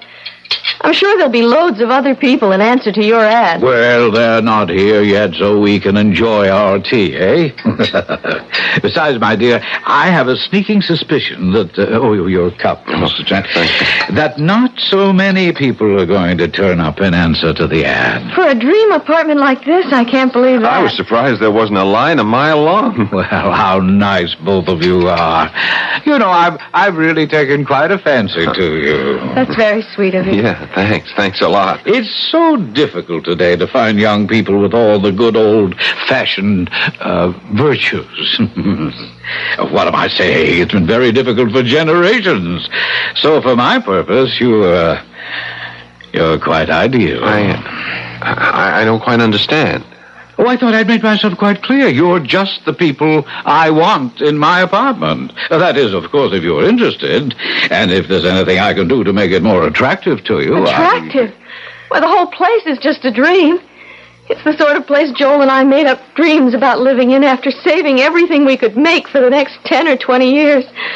And now to think that at a price we can afford, we can start living that way right now. Oh, dear me, now, I didn't mean to upset you. She's only crying because she's so happy. You see, you got to excuse her. It says in the book that women in her condition sort of... Oh, Joel. Oh, it just slipped out, Jane. Women in... We just thought we'd have trouble finding something we could afford, and we wanted to have plenty of time.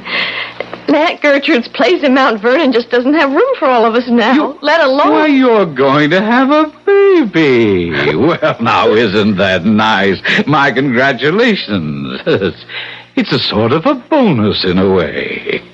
You mean you don't mind babies? Mind? I love them, just adore them. You can't know how much extra pleasure they afford me. Oh, gee, that's great. What did you mean, a sort of bonus? Oh, that. Why, to think of being able to use the crib and the baby bath and all those things I once bought for a tenant and his wife and baby who were unfortunately lost in a plane crash on the very day they were to move in. How awful. Yes, snatched away from me at the last moment. Oh, I don't mean that the way it sounds. You see, I'd grown almost as fond of them as I have of you. Now, we must get down to business. I'll have the bed taken out of the small bedroom and set up the crib for you. And when could you move in? Why, the sooner the better. At your convenience, of course. Oh, if I told you my convenience, my dears, I'm sure I would shock you. Try me. Well, today. This minute, this afternoon. If at all possible, not later than 6 o'clock.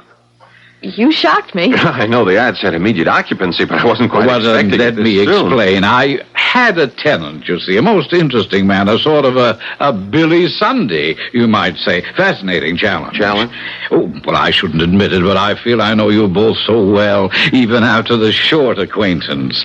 Do you know, I've traveled a great deal, and I've never been able to resist the inordinately evil things that men have dreamed up as the centuries went rolling by. The grimoires, the devices of the Inquisition, our own New Englanders.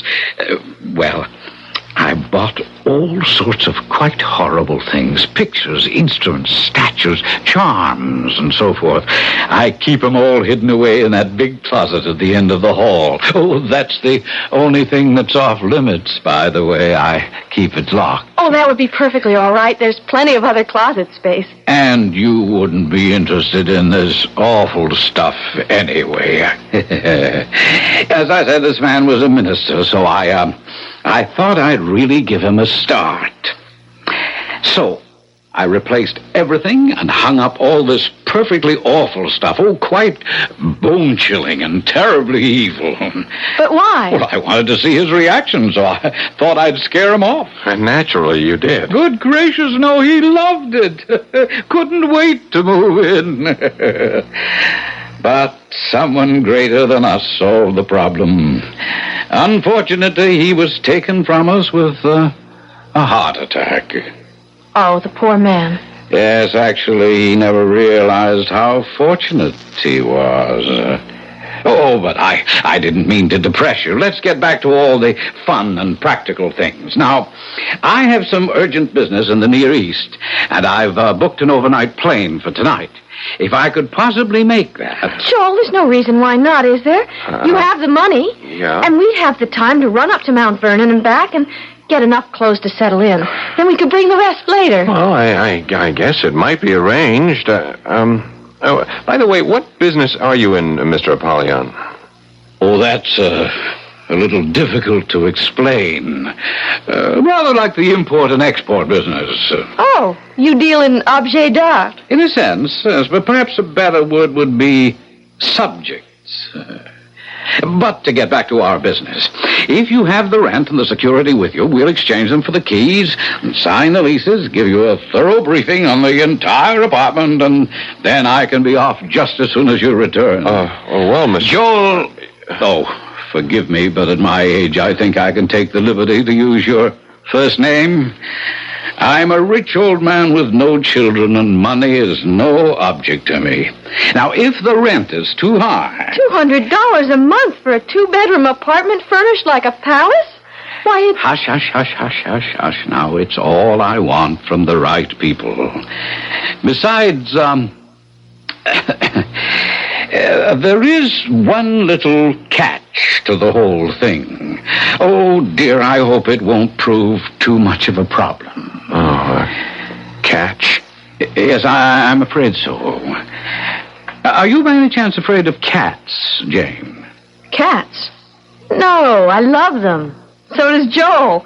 In fact, we've been thinking of getting one. Oh, well, now that is a relief. You have one. And such a cat.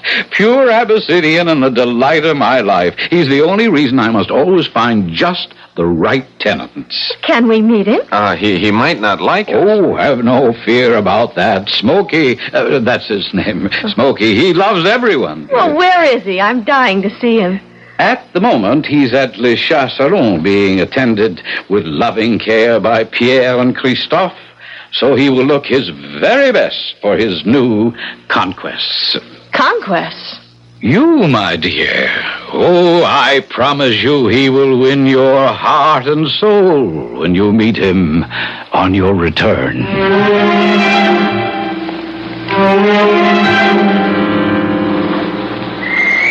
Well, what do you think? Oh, darling, it's marvelous. Just what we need. Yeah, and just what we can afford. You won't have to go tiptoeing around Aunt Gertrude's every night. We both won't have to take a subway and a bus for 45 minutes to get to work every day. We could even walk. Jane, darling, the whole wide world's our oyster. Don't you agree? Yes. Yeah, but something is bothering you. Oh, I know it's silly. It's just that 13.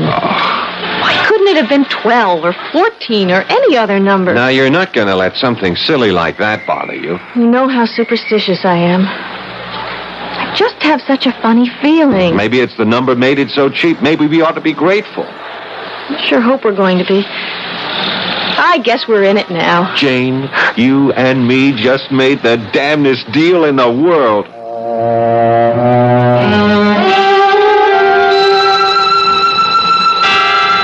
If only Joel could know how prophetic those words are. If only all of us were a little less gullible. The devil might have a long, hard task that could even discourage him. And if only he'd just take the people who are going his way. Why is he driven to tempt and maneuver and triumph by winning the others by artifice and indirection? Is it because he was once an angel, and when Lucifer fell, in his own shame, he must drag the rest of the world into the pit with him? I'll return in a moment with Act 2. Warm night in Chicago, 79 degrees right now at Midway Airport, getting up to 93 for the day Thursday. In the fourth period of play, 22-22, Jacksonville and the Chicago Fire are tied up.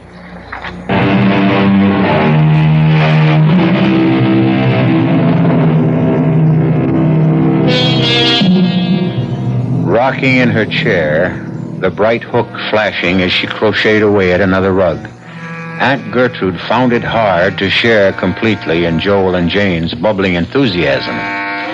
2 reasons. 1, she knew how large a gaping hole they would leave in her lonely life. And 2, Aunt Gertrude was a pragmatist. You say only $200 a month for that apartment. Where shall I put my baseball spikes? Oh, Lord, do we have to take those? What did you say, Aunt Gertrude? Well, I just can't get over the price. It's a giveaway. I know, but we do have to take care of the cat. Oh, my, such a chore. Open a can twice a day. Don't forget the litter pan. Now, don't change the subject. Tell me, what's wrong with the apartment, I wonder? There's something fishy. Auntie, you had Bob Anderson go over the lease with a fine-tooth comb. And he's a real estate lawyer. Oh, I'm quite satisfied with all the legal aspects. It's just, I don't know, something else gives me a funny twinge in the left shoulder blade. Used to be a kind of storm warning. Now I guess it's just arthritis. Don't worry about us, Auntie.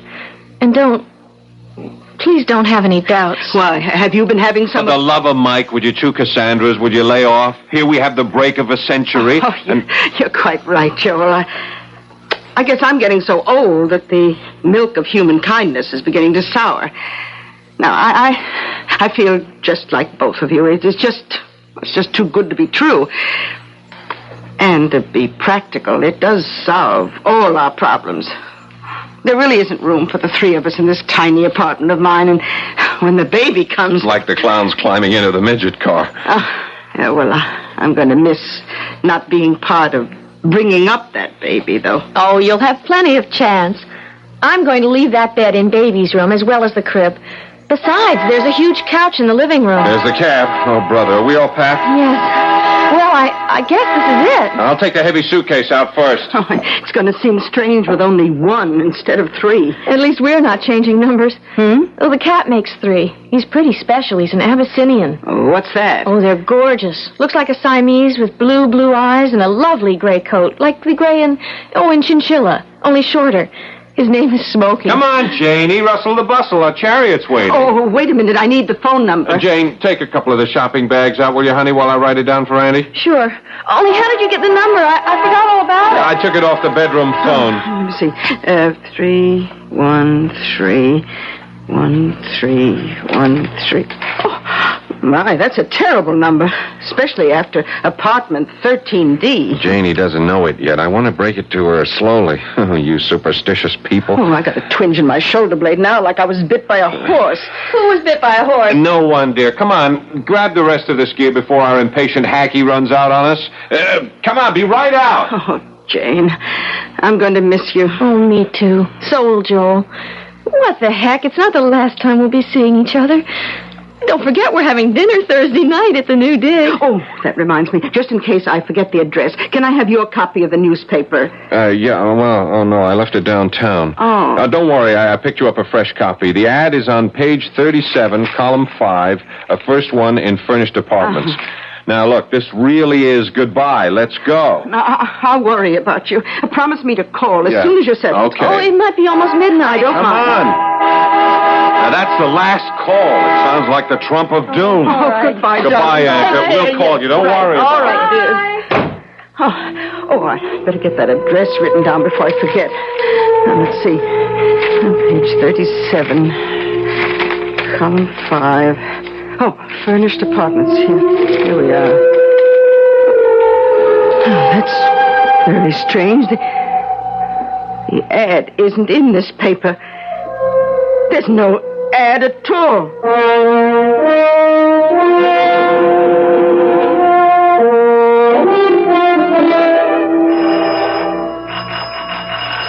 Well, he didn't answer downstairs, so we have to let ourselves into the building. Maybe he's off getting old Smoky. Well, then I guess we should just use our keys and go right in. Well, that's what we paid the rent for. You want the honor? Oh, no, I'm terrified to let go of this bag with the eggs in it. You open the lock. Okay, here goes. I guess we need the bottom one, too. Yeah. Mr. Apollyon? You try, you're louder. Mr. Apollyon?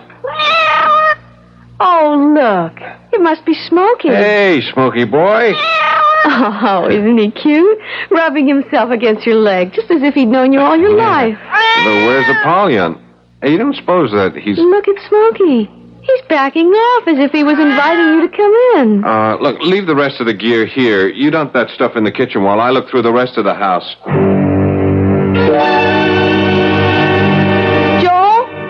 Joel? Yeah, Jane, what is it? There's a note on the refrigerator door explaining everything. There's nothing to worry about. Oh, what happened? Darling, you know the oil shortage. They canceled the plane he was to leave on because of too few reservations, but offered him a seat on an earlier plane. Well, that's a relief. What are you getting all head up about? I don't know, Jane. I just had a kind of nutty feeling. I don't know what to call it. Death, I guess. I honestly thought I was going to find that nice old man lying somewhere with a heart attack or something. Yeah, I feel silly enough as it is. Now Smokey's laughing at me. Not him. It's explained on the very detailed note on the fridge. It's Smokey's din-din time. Oh. He's hungry.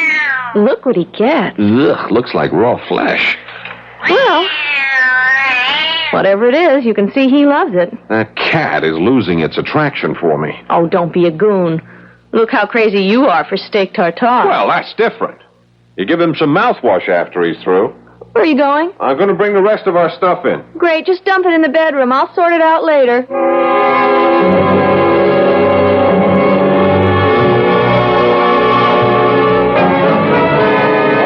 that was a wonderful dinner.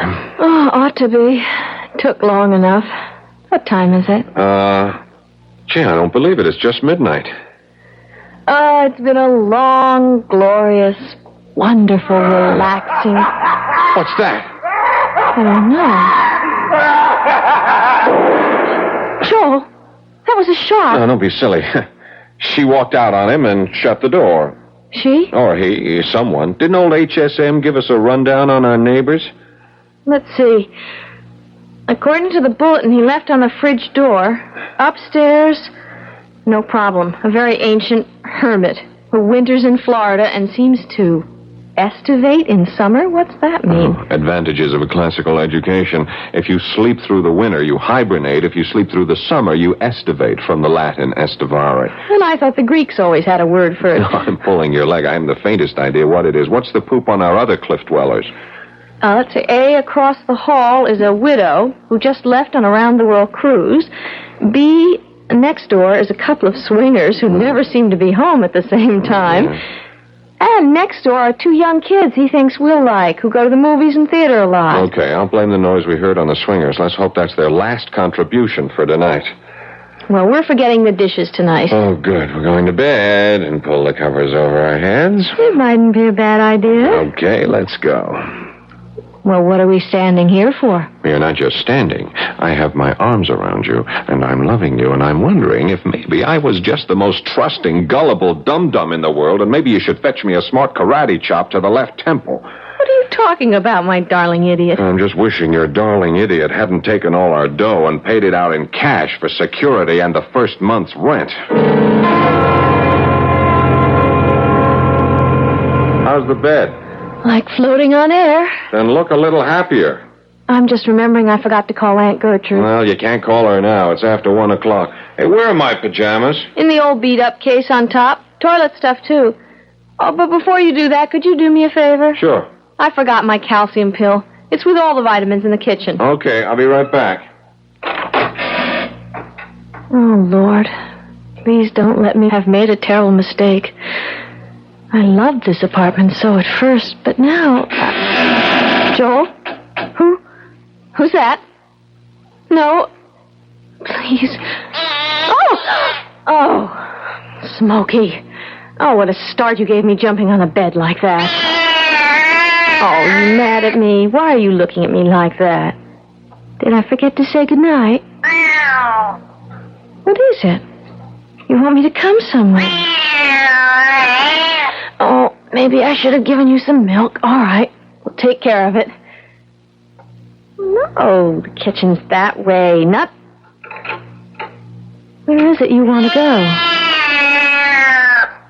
Joel, come here. I'll be right there. What is it, honey? It's Smokey, look at him. He came and got me and led me here. And he seems desperate to get into this closet. Well, that's the one Apollyon has all his little ghoulish treasures tucked away in. We couldn't open it anyway. It's locked. Try it, just in case. Oh, there may be something of Smokey's that got locked in there by accident. Okay, here goes. Oh, how terrible. How terrible. And vicious. And unspeakable. And vile. Oh, no wonder that man. Oh, Joel, close it up. Oh, just shut away that horror. Oh, for God's sake, take me to bed and help me forget I ever saw it. Okay, honey. What about Smokey? Whatever it was, he found it and ran. Close that door up. Shut it.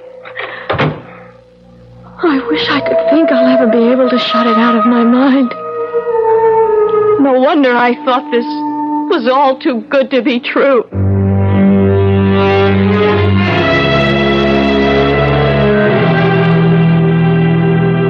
Too good to be true? Better to interpolate and make it read, too true to be good. Poor Jane and Joel. But how were such simple, ordinary people to know the language of black magic, or that HSM Apollyon is only a synonym for the more familiar and deadly spirit we usually call the devil? I'll be back shortly with Act 3. This is WBBM Chicago. The Chicago Fire won tonight here at Soldier Field, beating Jacksonville 25-22.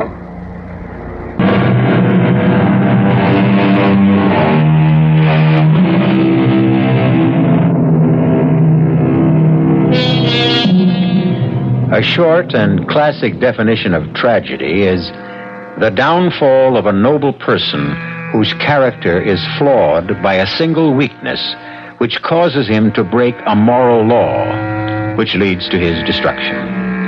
But how much more tragic is the destruction of the innocent, particularly when they happen to cross the path of someone who makes their disaster equally inevitable. Which brings us back to Joel and Jane Trent. Jane? Yes, darling? You stopped shaking? You think you can sleep now? I'm sorry I was so childish before. I think it's because I'm carrying one. No, you aren't childish. I'm just the same. I got the willies, too. I guess it's just because it's all so strange to us. I think so, too. Well, let's get a good night's sleep, like everyone else has had. Good Lord, what was that? I don't know. It's from upstairs. It must be the old man. What's happened to him? I don't know. Just pay it no attention. Pay it no attention? No one could sleep with that noise going on. I'm going to go up and tell him to stop. Oh, no, please. Don't do that. Please don't go up there. Oh, why not? Are you going to be ill? No, it's that up there. You mean our noisy neighbor? I'm scared, Joel. Yeah. I've had about all I can take, and that noise is really driving me up the wall. Yeah, me too. I know what I'll do. I'll call the superintendent. Got his number on the sheet? No. Wouldn't you know it's the one thing he left off?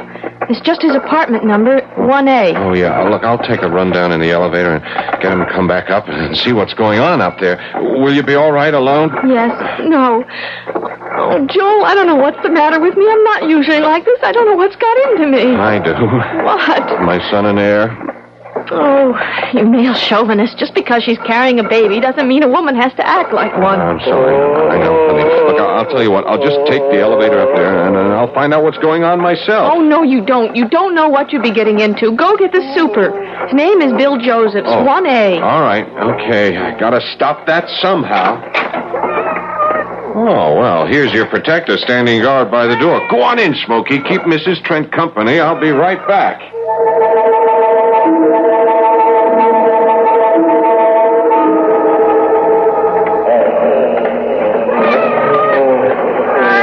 That ghastly racket up there doesn't turn you a hair, Smokey. Then you're a male cat, so I suppose that makes us totally different breeds. Joel? Yeah, Jane, it's just me. Would you believe it? That damn elevator's out of order. I rang and rang. It just stays in the first floor. That damn racket's still going on. Yep. Only one it doesn't bother is old Smokey here. Joel, are there fire stairs? Yeah, but I'm not going down any 13 flights just to find a locked door. All the doors, even ours, have a safety lock on them. What are we going to do? Well, first off, I'm going upstairs to tell Barnacle Bill, or whatever his name is. It's Nemo. Oh, like Captain Nemo in 20,000 Leagues Under the Sea? I guess. Okay, I'm going to tell Nemo to up anchor and get out of range. Joel, don't get into any fights. With a guy old enough to be my great-grandfather?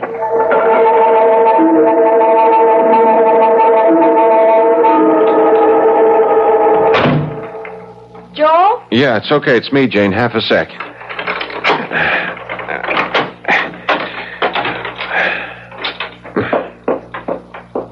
Joel? Yeah, I'm right here. Well, what did he say when you got him to open the door? What was he doing? I don't know. He didn't open the door. Why? Look, I don't know how to tell you this, Jane. Well, just tell me anyway, but tell me. What is it? Well, I took some newspaper with me to wedge the door so I wouldn't get trapped. I fixed ours.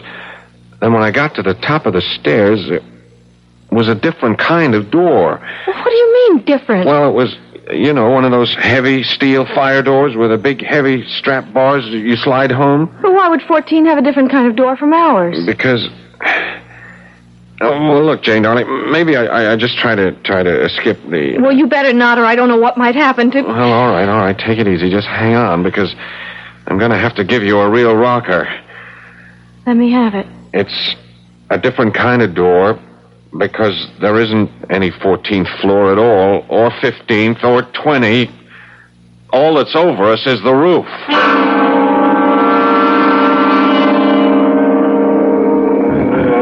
Now, dear. What's that you've been giving me? Oh, brandy. I had a good jolt myself. The sound, it's still there. That's right. What causes it? Something loose up there on the roof? No, I searched it thoroughly. It's not coming from the roof. Then where? The neighbors? I checked that out. Whatever other lies Mr. Apollyon told us, there isn't anyone in any of the apartments on this floor. I've done everything but break down the doors to make sure. Then what are we going to do? I can't take this all night, Joel. Nobody could. I am going to call the police. I don't know what we've gotten ourselves into, but we are now getting out. Oh, I'm afraid it's a little too late for that, Mr. Trent. Apollyon, where the devil are you? Sitting right in front of you. In his other form. Smokey. I should have known from the beginning, from his eyes. Shine a strong light in a cat's eyes, and what happens? The pupil closes up. Into a long, narrow slit. But in a human being? It closes into a tight, round, dark circle. Like Mr. Smokey. Look as the lamp shines in his eyes. Yes, very observant, Jane. I should have been more careful. But since the illusion serves no function anymore, I might as well resume my Father Christmas skies. Normally, I wouldn't have had to return to it except for you. Why not? Oh, people act in so many strange degrees. Some just go to sleep no matter how strange the noise is. Some trap themselves between floors. Some very hysterical ones try to leap from roof to roof. Some break through the neighbors' doors and meet quite unexpected deaths, since there's nothing but space beyond them. And some sit awake all night, not realizing that morning will never come again. And some are... a little troublesome. But none escape? Well, it wouldn't be very good for my reputation, would it? Who are you? Oh, Jane, you tease me about my classical education. Little good it served me. Apollyon, of course. A synonym for the devil. And the HSM? His satanic majesty, I presume? We all have our little conceits.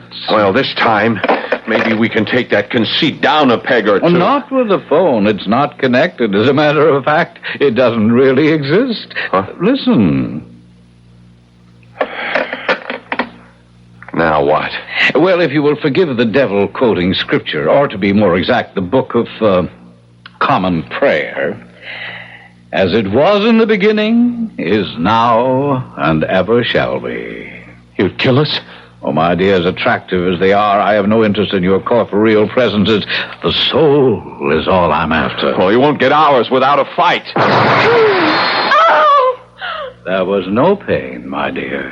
You killed him. But you won't get me. Jane, it's too late. The contract is made. The elevator. The elevator.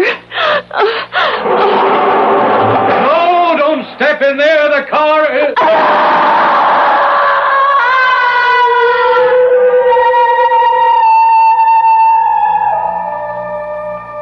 Now, why didn't she wait for me to tell her the car was still on the first floor?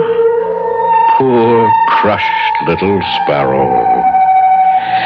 But what matter? The bodies live and die in the blink of time's eyelid. The soul is what lives forever. No time to waste philosophizing. Tomorrow is another equally busy day. A quick general cleanup, and then the ad must be sneaked into that one right paper so the Smithers will get it. I wonder what the New York Chronicle would have to say if they knew that they had a real printer's devil.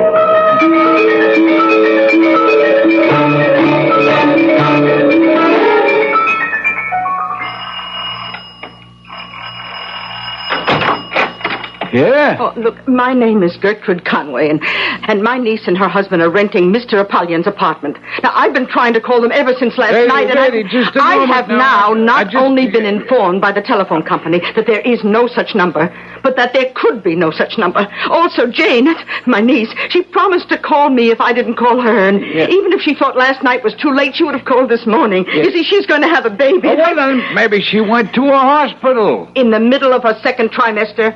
Huh? The baby is less than 5 months old. Oh. Still, it doesn't matter anyway.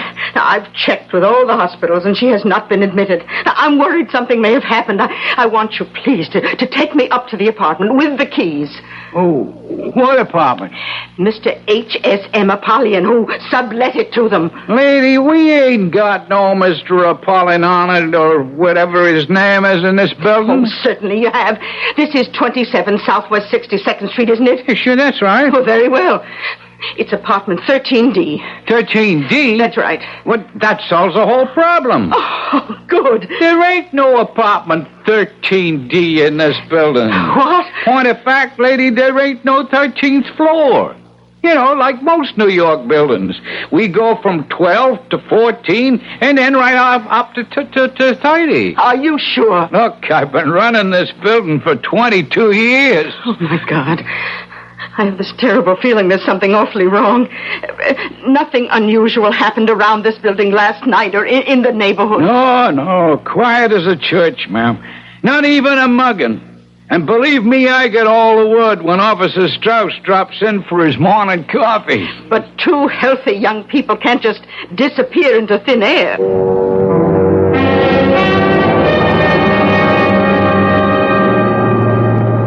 What was the floor, George? 13. Good thing we ain't either of us superstitious, huh? Yeah, not at this rent. Look out for the catch, huh? Don't worry. You just trust me. Aha! I thought I heard the lift. My Anglican background, I should really say English, actually. Elevator, I meant, of course. Are you here to see the flat? Apartment, I mean? Yeah. I'm George Smithers, and this is my wife, Violet. H.S.M. Apollyon here. Everyone always thinks I'm Navy, but I'm not. It isn't H.M.S., you see. H.S.M. stands for something quite different. Oh, yeah. Well, do come along in. I'm sure you're dying to see the apartment, and I can promise you I won't disappoint you. 2 more sacrificial lambs to the slaughter. Their doom, of course, is sealed. But, as Mr. Joseph says, so many people disappear in a big city every day. Not quite in this way, of course. But I suppose you can never be too careful. The sad trouble is that, as Elizabeth Barrett Browning said, the devil is most devilish when respectable. I'll be back shortly.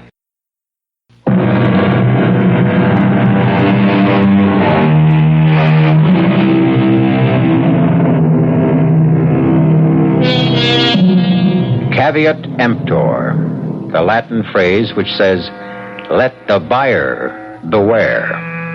This is true of all advertisements, of course. And the tighter the economy gets, the more the buyer should beware. But we wouldn't want to suggest you need fear the kind of ad we have featured tonight. In the beginning, we promised you a spine-tingling ghost story, which featured the two phrases, too good to be true and too true to be good. As a good night, we just like to suggest it was all in fun. And even if it wasn't true, we hope you found it good. Our cast included Jada Rowland, Paul Hecht, Ian Martin, and Bryna Rayburn. The entire production was under the direction of Hyman Brown. Now, a preview of our next tale. We've been married for 20 years, happily married. You can't throw years away like old shoes. Destroy everything we've built together. Everything we've come to mean to each other. I'm powerless to do anything else. Well, I am not. What do you mean? I mean that you're suffering from some sort of aberration. You're sick, Norman. Mentally sick. And I am not letting you do anything as stupid, as disastrous as marrying that girl. I will not divorce you, Norman. Agnes. No, Norman. In a few months, it'll all be over. This sudden romance of yours will be dead. Stone cold dead. No. In a few months, I will be stone cold dead. Radio Mystery Theater was sponsored in part by Buick Motor Division and Anheuser-Busch Incorporated, brewers of Budweiser. This is E.G. Marshall inviting you to return to our Mystery Theater for another adventure in the macabre. Until next time, pleasant dreams.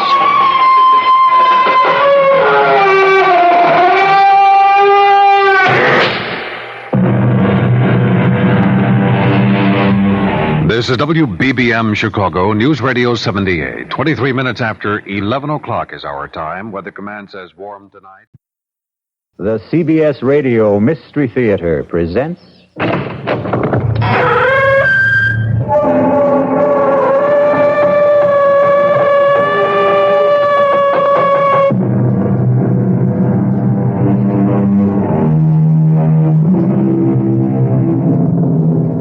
Come in. Welcome. I'm E.G. Marshall. Welcome to the fear you can hear. Welcome to the sounds of suspense. It was the ill-fated Prince of Denmark, Hamlet, who lamented, "The time is out of joint. Oh, cursed spite, that ever I was born to set it right." Many people before and since have echoed the same cry of despair, but none with more compelling justice and reason than Ethan Vigil, clockmaker and destroyer. Ethan Vigil, for whom a special clock struck a magic and an evil hour. You got your box in. Your move, Jake. No, don't rush me. I'm thinking. God in heaven, Ethan, how can you stand that infernal racket? What racket? Oh, you mean the clock striking? I don't even notice it anymore. Come on, go ahead. What do you want to give up? No. Who can think of a chess move with all hell breaking loose? From now on, start our games after midnight. Enough to drive a man stark, staring mad. I swear to Sam Hill, Ethan, you deliver.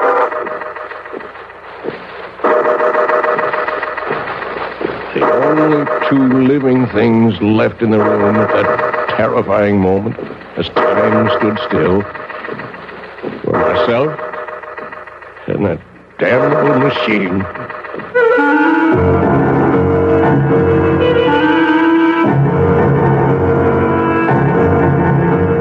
Our mystery drama, Time and Again, was written especially for the Mystery Theater by Ian Martin and stars John Beal. It is sponsored in part by Anheuser-Busch Incorporated, brewers of Budweiser, and by the Kellogg Company, makers of Kellogg's Special K cereal.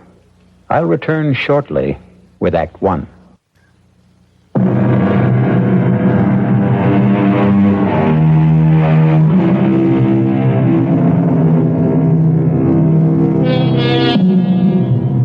Few of us can resist the fascination of an auction, and I'm no different than most, which is how and why I happen to possess this curious document, which reveals a bone-chilling account of how many lives were lost so uncannily and eerily to the inhuman demands of what Ethan Vigil called that damnable machine. The tale I'm about to tell...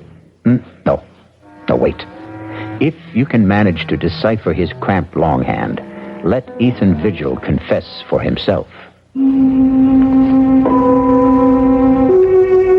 I, Ethan Vigil, clockmaker by trade, am writing this in case, when the moment comes, I fail to destroy the hourglass clock. For if I fail, someone must destroy it. Kill it. End its ghastly existence before God knows how many innocent people will die to satisfy its insatiable thirst. The clock itself came into my possession more or less by accident. I was working late at my shop one night about a year ago, and I heard a tapping on the closed glass door. Nation, some people can't read signs. Darn fools like to break that glass. Stop that! Can't you see I'm closed? Hey, Governor, please. Let me in. Oh, get on with you. You won't be sorry. Give me a chance. I'll give you the chance of a lifetime. Look. It was raining heavily, the water streaming down the glass, but the object he had drawn from the cover of his pea jacket drew my eyes like a magnet. It was a clock, the like of which I'd never seen. It was shaped like an hourglass, with a strange appearing pendulum hanging in the lower half and the face in the upper half. And in the place of the figure 12, at the top of the face, was the numeral 13. I had to see that clock more closely. Oh, bless you, Governor. You're a lifesaver, you are. What do you want? Oh, I want you to have a look at this here clock. The clock is the only reason I let you in. I'd like to have a look at it myself. Let's take it over to the bench. You want this clock repaired? I want to sell it to you, is what I want. I hope I don't regret this, but come on to my place in the back. There's a fire in there to dry you up a bit. You better back up to that fire. Where'd you get this clock? Why, it came into my possession when its owner died. Does it run? Well, now, that there clock, it doesn't run. I'd be the first to admit it. I'll give you $20. Oh, now, look here. $20. Take it or leave it. Well, I may be down and out, but I know a good thing when I see it, and I don't intend to be taken advantage of by somebody There doesn't seem to be any question of who's being taken advantage of. Harriet. Ethan, who is this person? He's a customer, more or less. This is my sister-in-law. It's near on to midnight, and my poor sick sister is pining upstairs for her husband to bring her a little faith and consolation. Oh, now, Mom, I certainly am sorry to intrude on family problems. Then don't. Ethan, get rid of this man. You better go. Yeah, but what about our business and the clock? Well, $20 is all I have to my name. I'll take it. Don't you do it, Ethan. Oh, mind your own business for once, Harriet. I had little doubt my sailor, who called himself Harry Stubbs, had dubious title to that strange clock. But like all collectors, To own something totally and unreservedly unique is an overriding obsession. Is he gone? Yes. Oh, just look at this place after you had that derelict in here. Lights on all over the place, eating up money. To say nothing of good hard cash thrown away on that piece of junk on the table. It was my own money. What own money? You and Henrietta wouldn't even have a roof over your heads, let alone a piece of business if it weren't for me. Oh, no, it's my money that keeps you going, and don't you forget it. Now, you lock the door to the shop. I still have some repairs left to do. You'll have to get up early tomorrow and do them. I just wanted to have another look at this clock. You'll waste no more time or light or fuel down here tonight. If it wasn't for good money paid out, I'd take that piece of junk on the table and dump it in the rubbish. How I wish she'd done just that. Let the city collect it with the morning trash and bury it forever. But fate hadn't planned it that way. So I went upstairs from Harriet to face another problem I didn't know how to solve. My ailing wife, Henrietta. Ethan, is that you? Yes, Henrietta. Where have you been? Working, dear. Are you hurting? Oh, when don't I hurt? I know. How's your back? It isn't my back. It's my stomach, Ethan. I'm scared. I've been afraid to think of it, but I know Harriet's sure I've got... No, none of that. You just get off to sleep. That's what you need. You just don't know how it is to be suffering every blessed minute of every day. As I slipped under the covers and lay wide awake beside Henrietta, snoring away, my mind went back to the strange clock on the table downstairs. The intriguing mystery of a mechanism I had never even imagined in 40 years of clockmaking. And the enigma of why 13 replaced the numeral 12 on the face.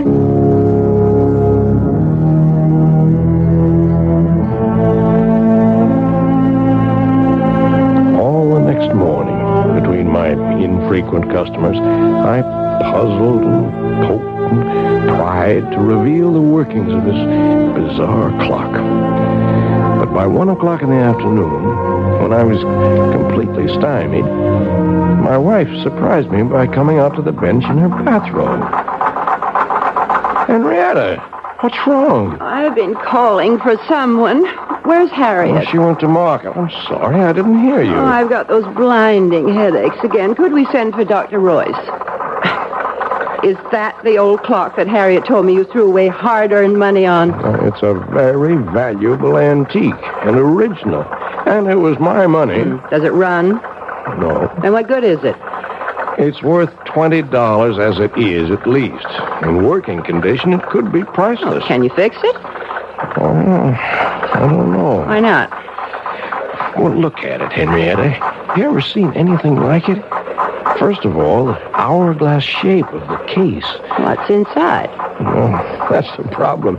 Except for the 2 round glass windows.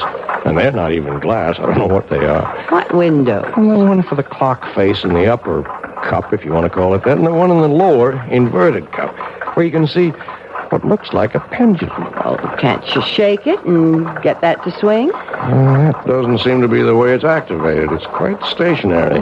Funny lopsided shape. Maybe it melted or something. Can't you get into the works? Only through this lid on the top. Now, look. That's all you can see of the works. Very old. Wooden gears, wooden pinions, wooden axles. No way to lift it out. I can't even get my hand in there to try. Well, let me. It's so silly. There must be some way to... Ow! What is it? Look what your silly old clock has done. What's the matter? My finger, it's bleeding. It felt like something bit me. Oh, come on, let me see. Why, it's just a scratch. Scarcely drew blood. Just the same, I'm not taking any chances with that dirty old clock. I could end up with blood poisoning. I'm going to run this underwater. Now, you get me a bandage and some disinfectant. All right, with you. I was suddenly aware that the clock was running. And its beat was the sound of the human heart. But Ethan didn't follow his wife right away. because suddenly he had become conscious that the dead clock had come to life, that it had started to record time again, and that the sound of its beat was very different from all other clocks. It was a sound akin, if not completely similar, to the beat of the human heart. I shall return shortly with Act Two.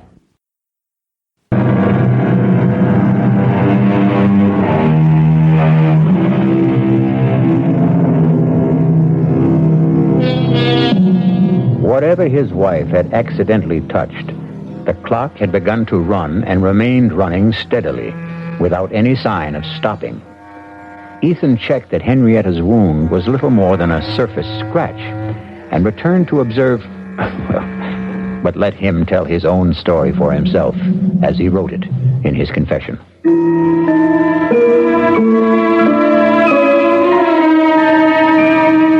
My examination of the clock as it ran made it even more of an enigma. Behind the face, beneath the lid, the gears I saw engage, second by second, operated the hands that told the time. What motivated them was obvious, the strange mass that I had supposed a pendulum weight, but which now, quite clearly, was a diaphragm or pump, opening and closing to create energy, in a motion like a human fist, or... Yes, suddenly I knew why the irregular shape was familiar, like the human heart. But what in turn motivated that, or fueled it, was the ultimate mystery. Everything about this clock was different, exotic, strange. Even its chime for the hours, plangent, plaintive, almost the sound of a human voice. I watched it irresistibly all day, all during the night, while I waited for Dr. Jacob Royce to come and examine my wife. Even while I waited for the result of that examination. What the devil are you doing out here, Ethan? I'm sorry, Jake. Just observing this clock. It's got me mesmerized. How's Henrietta? Oh, what am I going to tell you, Ethan? Same thing as usual. Yep. Not a trace of any physiological problem. Never is. Oh, there's a name for it if it's of any help. Chronic inadequate. Someone who just can't handle the simple process of life and has to make excuses for it. I'd better go up to her. Oh, there's no need. I gave her a sedative. Won't hurt her, but it might do you some good. Come on now. Let's play chess. If I set us up out here, all right? With all those clocks rattling away? I want to keep my eye on this baby here. If you can't sit up with one sick friend, you gotta sit up with another. And for the next 10 or 15 minutes, I did forget the clock that was to haunt the rest of my days. Inexorably, as we concentrated on the chessboard, all of the clocks ticked on towards 12 o'clock. And the moment when the explanation of that substitute number 13 was about to be made by the clock itself. Don't think much of your king's pawn variation, Jake. Got you boxed in. Your move. Don't rush me. I'm thinking. Good Lord, Ethan. How can you stand that infernal racket? Huh? What racket? Oh, you mean the clock striking? I don't even notice them anymore. Go ahead. Or do you want to give up? No. But who can think of a chess move with all hell breaking loose? From now on, we start our games after midnight. Enough to drive a man stark, staring mad.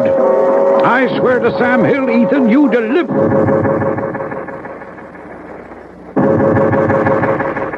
After the 12th stroke of the hourglass clock's chime, there was no sound but the beat of the clock and my own heart. Everything else had stopped dead. My friend's mouth was frozen in the act of speaking. His hand poised over a chessman as though cast in bronze. Outside, like the old child's game, people had turned to statues.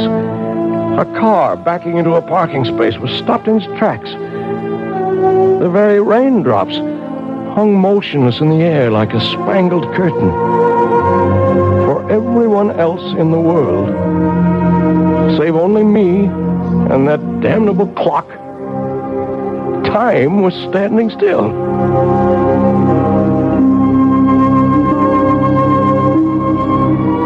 The next hour was a strange delirium. My brain raced with new ideas for achieving my lifelong dream, a perpetual motion timepiece. My legs were as supple and tireless as an 18-year-old's as I climbed the stairs to look at my wife, frozen in the act of turning in her sleep. My sister-in-law caught in the middle of a snore. Towards the end of the hour, I returned to the shop. A quick stab of terror prodding at me. Was this to be forever? Poor Jake still sat in the middle of the move he had started almost an hour ago. The hands of all the clocks pointed to exactly 12, except the hourglass. There, the small hand stood directly at 13, while the minute hand swept closer and closer to join it. With a sense of mounting excitement, I waited for their junction. Like the other clocks, my strange new one had only struck 12 before. Now I felt I knew the reason for 13. The extra magic hour of precious time that twice a day it offered to its owner. With bated breath, I waited for the proof. The missing chime. And then it came. Directly set us up here tonight to get me off my game. I concede.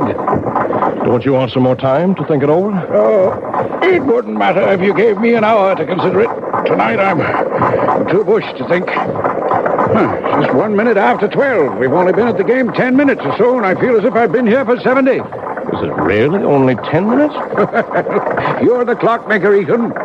Look all around you at your little markers. Yes, you're right. So it's true. You feeling all right? Never better. Why? You look a little strange for a minute. Matter of fact, Ethan, I've been meaning to mention it. I'd like to have you drop around to the office someday soon. What for? Well, you're not as young as you were, you know. And you've been pushing yourself pretty hard lately.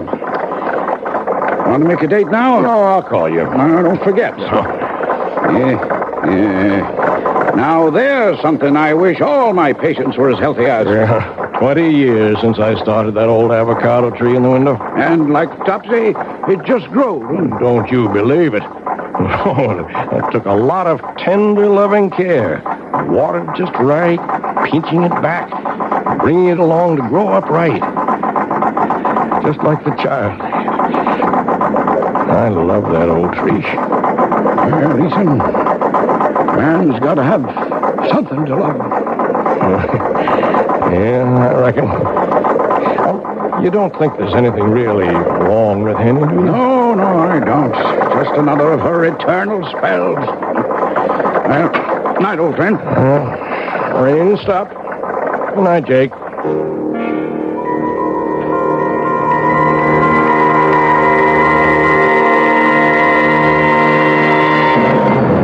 For a long time after my old friend drove away, I stood by the door, gazing into the cool, crisp night. I didn't notice the cold. I was too full of a kind of welling excitement inside me. What a gift that clock had brought me. The dreams were building like castles in my head.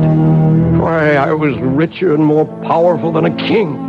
Well, now I knew, no matter what, that for 2 blessed hours every day, from now on, I was a free man. And the last thing I heard that night, as my head hit the pillow, was the triumphant beat of the clock sounding in my inner ear. Or was it the sound of my own heart?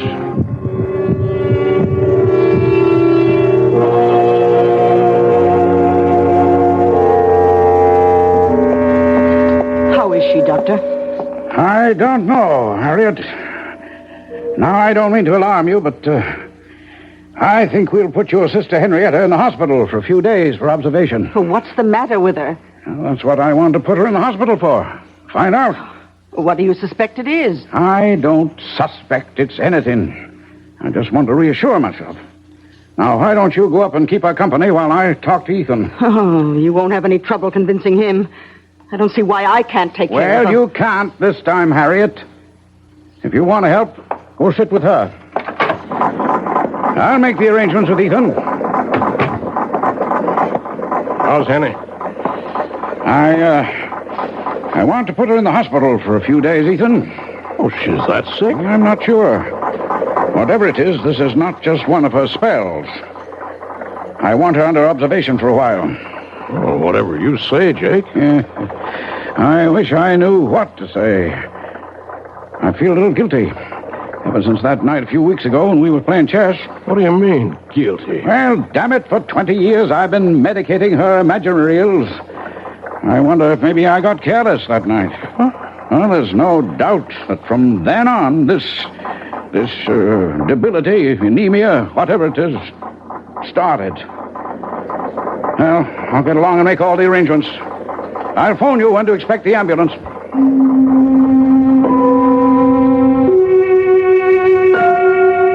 I had my own guilt nagging at me. In the month since I'd discovered the secret of the clock, I'd thought of pretty nearly nothing else. I waited as eager as a child for those 2 stolen hours every day. Not only for the relief from Harriet's nagging and poor Henrietta's everlasting complaints, but for the lift, the joy, the youth and vigor that they brought me. For I'd gone one better than Ponce de Leon. For part of a day, anyway. I had found the fountain of youth. But a wave of shocks was about to jolt me back to reality. The first was Henny's being taken to the hospital. The second was the morning the clock stopped.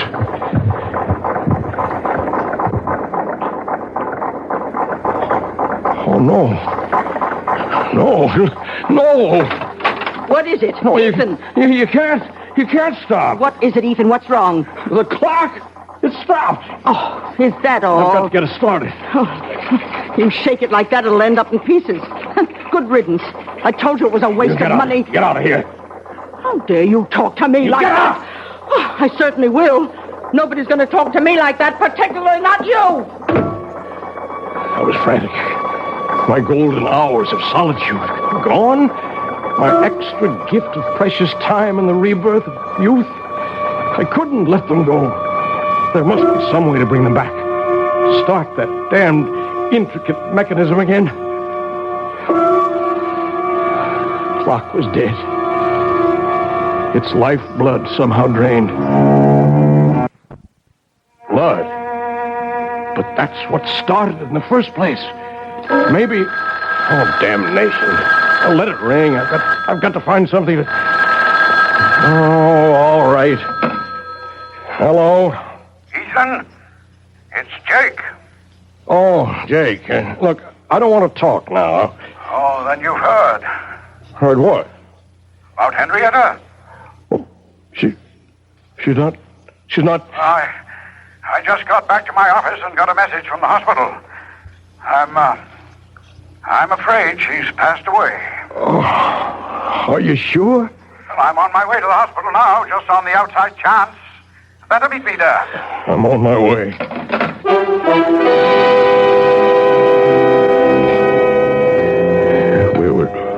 We were too late. And he was gone. With no goodbyes. I sat by a nurse's desk, waiting for Jake to complete arrangements and drive me home. A young nurse came down the hall with a tray of blood samples, putting them on the desk. She came towards me. Mr. Vigil? Yes, nurse? Dr. Royce asked me to tell you he'll only be a minute or two. Oh, thank you, nurse. As she walked away, my eyes following her blindly, then I was looking at that tray of blood samples. Blood. It was Henny's cutting her finger that started the clock. Would that be the answer? I acted without thinking. In a moment, I had slipped one of the tubes into my pocket. And I was back in my seat before Jake came striding down the hall.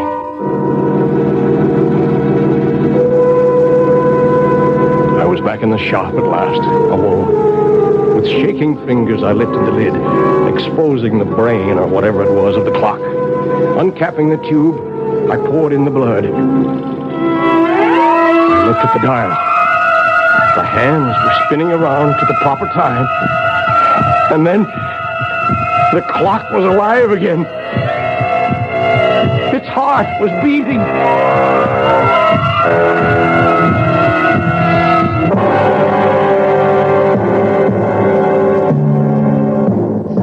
It would have been better, far better, had Ethan left it for dead, as we shall see when we return shortly with Act 3.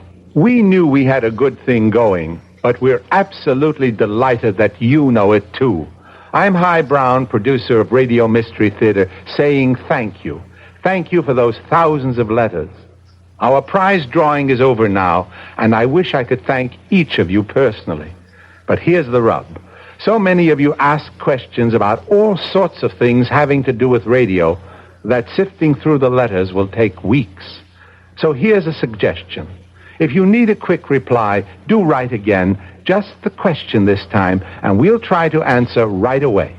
Send it to Mystery Theater, Box 5152, Radio City Station, New York 10019. That's Mystery Theater, Box 5152, Radio City Station, New York 10019. And again, thanks so very much for your fabulous encouragement. This is WBBM Chicago, News Radio 78.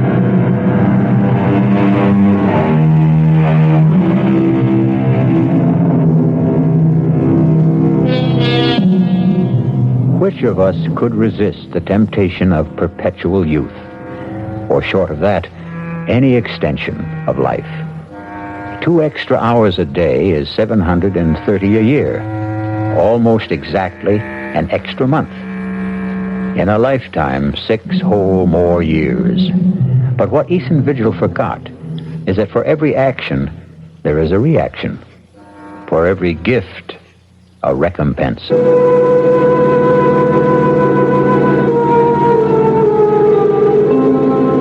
The saddest part of my confession is that after my wife's death, I became completely blind to everything but my 2 periods of escape every day. More and more, my sister-in-law, Harriet, took over the ordinary part of life, transforming my beloved clock shop into a nightmare, against which I preferred to close my eyes. Ethan? Ethan? What, Harriet? Would you mind helping me dress this window, please? Well, what's the matter with it as it is? If you just get away from that bench of yours for a moment and come here, perhaps I can show you. All right, Harriet. You know how I'm branching out now that I'm the active partner in the store. Oh, gewgaws and gimcracks. Well, you might know you'd lag a mile behind the times. This is novelty jewelry, and to sell it, we must display it. Cheap claptrap. Now, first off, I want you to get this cheap, silly rubber plant out of the window. Rubber plant? That's my avocado tree that I grew with my own hands. Well, whatever it is, it takes up the whole window. I want it out of here. No, sir, not my tree. It needs the sunshine it gets. But what use is it? Starvation. Does everything have to have a function? It's beautiful. It's balm to my soul. That's enough reason for its existence. Besides, it don't cost nothing, so you leave it alone. Oh, very well. But I must have somewhere to display my costume jewelry. Oh, let's move that ugly old hourglass clock somewhere else. Why does it have to be right beside your bench where every customer comes... Harriet, I'm warning you. You leave that clock where it is. Don't you ever dare lay a hand on it, you hear me? Oh, my, aren't we touchy? Well, just let me remind you of something, Ethan. With Henrietta gone, her share goes to me, so I am 2/3 of this store. I can have it any way I want to. Over my dead body. You can do what you want with all your cheap, tinselly stuff, but you keep your hands off that clock. Oh, heaven's sake, all right. Don't you have an appointment with Dr. Royce? I don't know. I forgot. Gotta get right over to his office.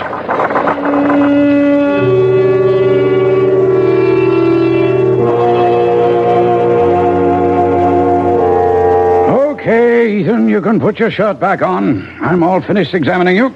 Oh, what's the verdict? I couldn't be more pleased. You approve of the shape I'm in, huh? Well, before Henrietta died, I don't mind telling you I was plumb worried about you. Oh. Your heart was acting up. I didn't like your blood pressure. And there was a lump in your belly I could palpate big as a grapefruit. And now? Now I don't even need the x-rays I took. Know it before I see him. It's practically noon. Now go on, you don't need a doctor. Get out of here. Let me get around to the sick people outside who do.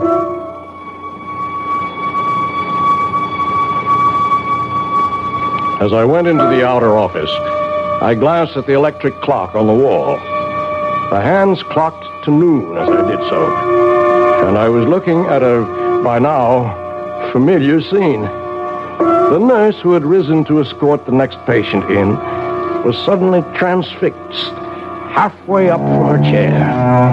A child about to scream remained with face contorted, the scream not yet uttered. A thought crossed my mind. It was a month since I had fed the clock that first transfusion. I went into Jake's small lab, opened the refrigerator, I helped myself to a blood sample and left.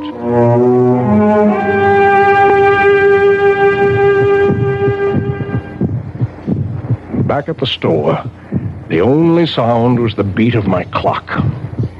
It seemed a little labored to me, but for the moment I was too furious to see what Harriet had been at since I left. Draped all over my avocado tree were festoons of cheap tin and glass jewelry, and Harriet, a superior smirk on her face, was caught immobile in the act of adding more. I choked back my anger because suddenly, before I could move, the clock beat died. Why, Ethan, how'd you get back so soon? What are you doing to the avocado? Well, since I can't take it out of the window, I thought I'd just use it as a display tree. You leave that alone. As long as it's there, no one moves that or touches it, except me. You understand that? Well, you certainly don't have to be so abusive. Get away. Get out of here. Leave me alone. Oh, when you're in a mood like this, I'm glad to. I'm sorry to tell you that your precious clock seems to be out of order again. I hope this time it's broken for good. Good riddance. Poor old tree. But first, some special oil for the magic lamp. Please, God, you'll still run again.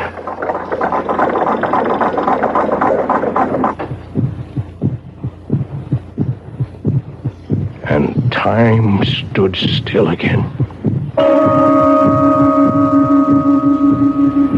The pattern for the next months of my life was set. The part of it in my waking moments was only a necessary bridge between the long hours of infinite relief and accomplishment my clock brought me each noon and midnight. My designs for my perpetual motion mechanism were completed. I had already started to build it. That was my real life. Although I found to my dismay that the clock seemed to demand more and more frequent transfusions to stay running. But these were easy to steal from Jake's office in the hours when time stood still. And once again, events caught up with me. Oh, Jake, in just a moment. What are you doing here this time of night? Well, the evening's young. I thought a chess game might get some things off my mind. What were you frowning at in the window when I passed? My plant there. The avocado? Oh, yeah. Looks a mite peaked. I can't understand it. It's been wilting and drooping day by day. No reason. Are you any good at diagnosing vegetable life, Jake? Nope. I'm beginning to think I'm not much better with humans. I wish I knew the secret of your spurt of youth.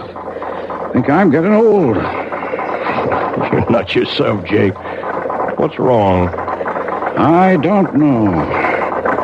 In a way, it goes back to Henrietta's death, or seems to. What does? Well, I never said too much about the way she died at the time, Ethan. Congestive heart failure, you said? No, that's true enough. That's a condition that produces an end to living. But what caused it? Are you asking me? No, I'm asking myself. And I have no answer. Oh, tests were run and the pathological evidence was clear enough. But in spite of massive transfusions, we couldn't stop Henrietta's blood from simply disintegrating. Quite literally turn into water. And that's unusual. Abnormal. Never seen a case like it before. In the last 3 months, I've lost 3 of my patients to the same sort of, what shall I say, same sort of malady. I might have seen it developing, except for a strange thing. What? Well, all of them had been to my office and had routine blood samples drawn for physical checkup. And the samples didn't warn you? There weren't any samples to examine. Unaccountably, they disappeared from my office. And one other strange coincidence. The night your wife died, a blood sample for a patient in the hospital disappeared. And that patient died later? Yep, about 4 weeks later. But I don't know why I'm worrying you with all this. It's none of your business. But it is. Huh? Oh, you mean as far as Henrietta is concerned? No, I mean much more than that. Ethan, what is it? I didn't mean to upset you like this. I'm not upset. I mean, I just want you to understand. Understand what? That I'm sorry. Oh, I'm so sorry. Well, you're a good friend, Ethan. And I guess I don't feel like any chess tonight. I'll run along. Jake. Yeah? I never asked before, but do you remember exactly what time Henny died? Oh, about 25 to 12, I think.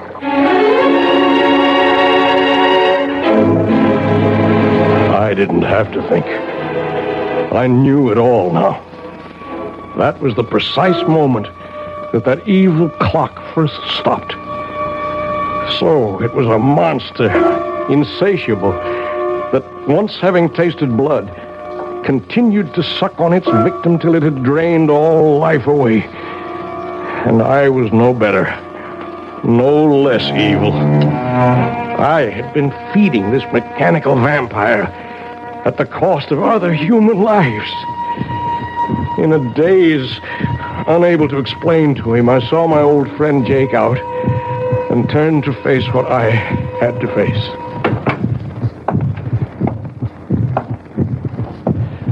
The shop was dark as I walked to the clock. My ears were so attuned to it by now that I'd been aware that it had started to labor and needed a fresh transfusion. I was more than a little mad by now, as in the dark I said to it, "Die! Damn you, you devil! Die!"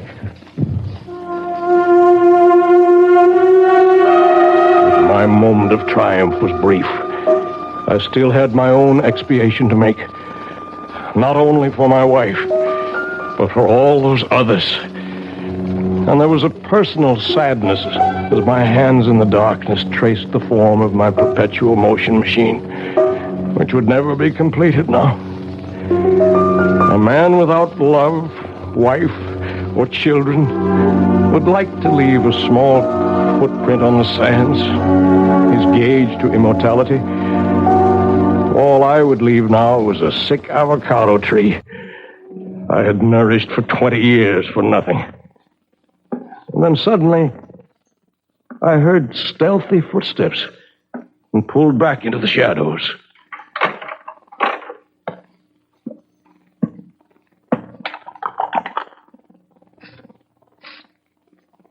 Harry. Oh, I thought you'd gone to bed. What are you doing to the plant? Oh, why, it's just some food to make... Let me see. It's a weed killer. You've been poisoning my tree. Why, you... Don't you touch me. Get away from it. Get away. Look what you've done. I've cut my hand. It's your fault. But finally you've smashed up this ugly old clock for good. It's dead. Just as dead as your precious avocado tree is going to be. And don't think you can save it. I knew you'd never agree to take it out of the window. So I've been poisoning it for weeks. It's as good as dead right now. And so were you, Harriet. So were you. Her blood had started the damn thing again. But this was to be the last time. What is there left to say? I have to watch another human being die. Slowly, inexorably, unable to arrest the inevitable. And even though it is someone I despise, my guilt is in no way lessened. The only pleasure I can take is that as Harriet sinks, so does that remorseless, evil, damnable machine. And once its heart is stilled, I shall destroy it forever. The one element I have not tried against it is the enemy of the devil. I shall take it, chained to my body, when we go to our grave in the river, to share it for eternity. As I finish this confession, to mail to my good friend, Dr. Jacob Royce, I can hear the evil thing labor, about to die. It's time for me to write the end.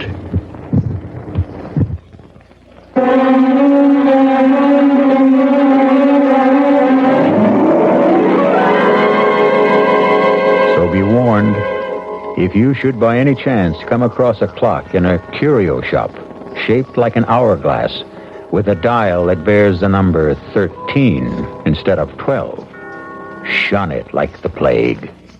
I'll be back shortly.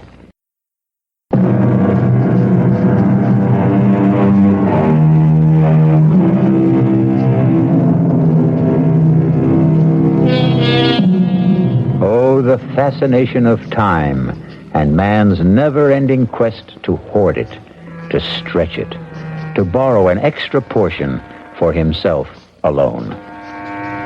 As I sit watching the clock ticking away, I too have that irrational impulse all of us have felt sometime to hold back the hands and bring time itself to stop.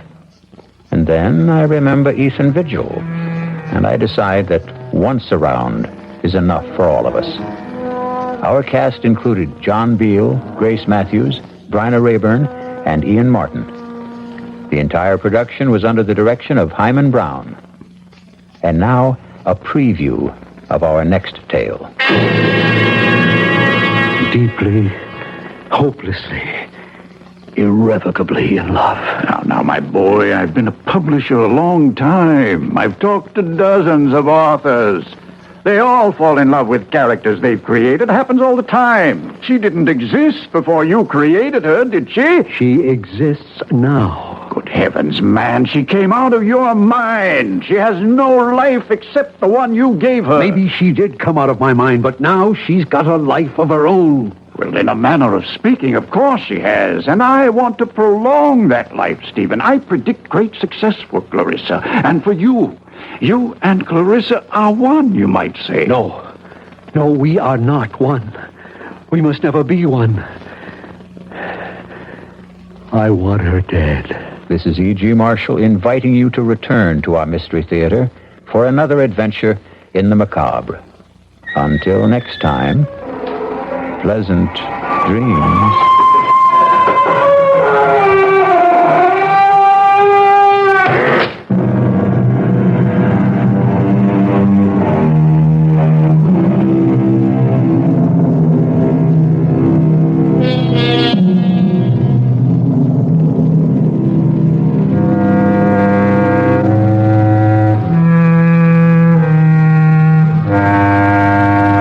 WBBM News Time, 11:23. The CBS Radio Mystery Theater presents...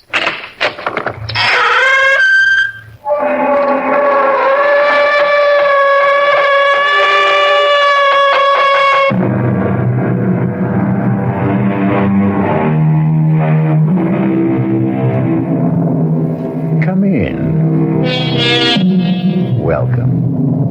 I'm E.G. Marshall. Welcome to the sound of suspense, to the fear you can hear. For the next 52 minutes, I shall be your guide on a journey over a strange terrain. Some people find their names printed in the most unusual places. Let me tell you about a man who was convinced that his was written on a bullet. Paul, give the password. It's me, Jerry. It's me. Don't shoot. Paul? Yes, Jerry, it's Paul. Paul? Paul, you're dead. How can you... Yes, Jerry. I'm dead. But I shouldn't be. I took your bullet.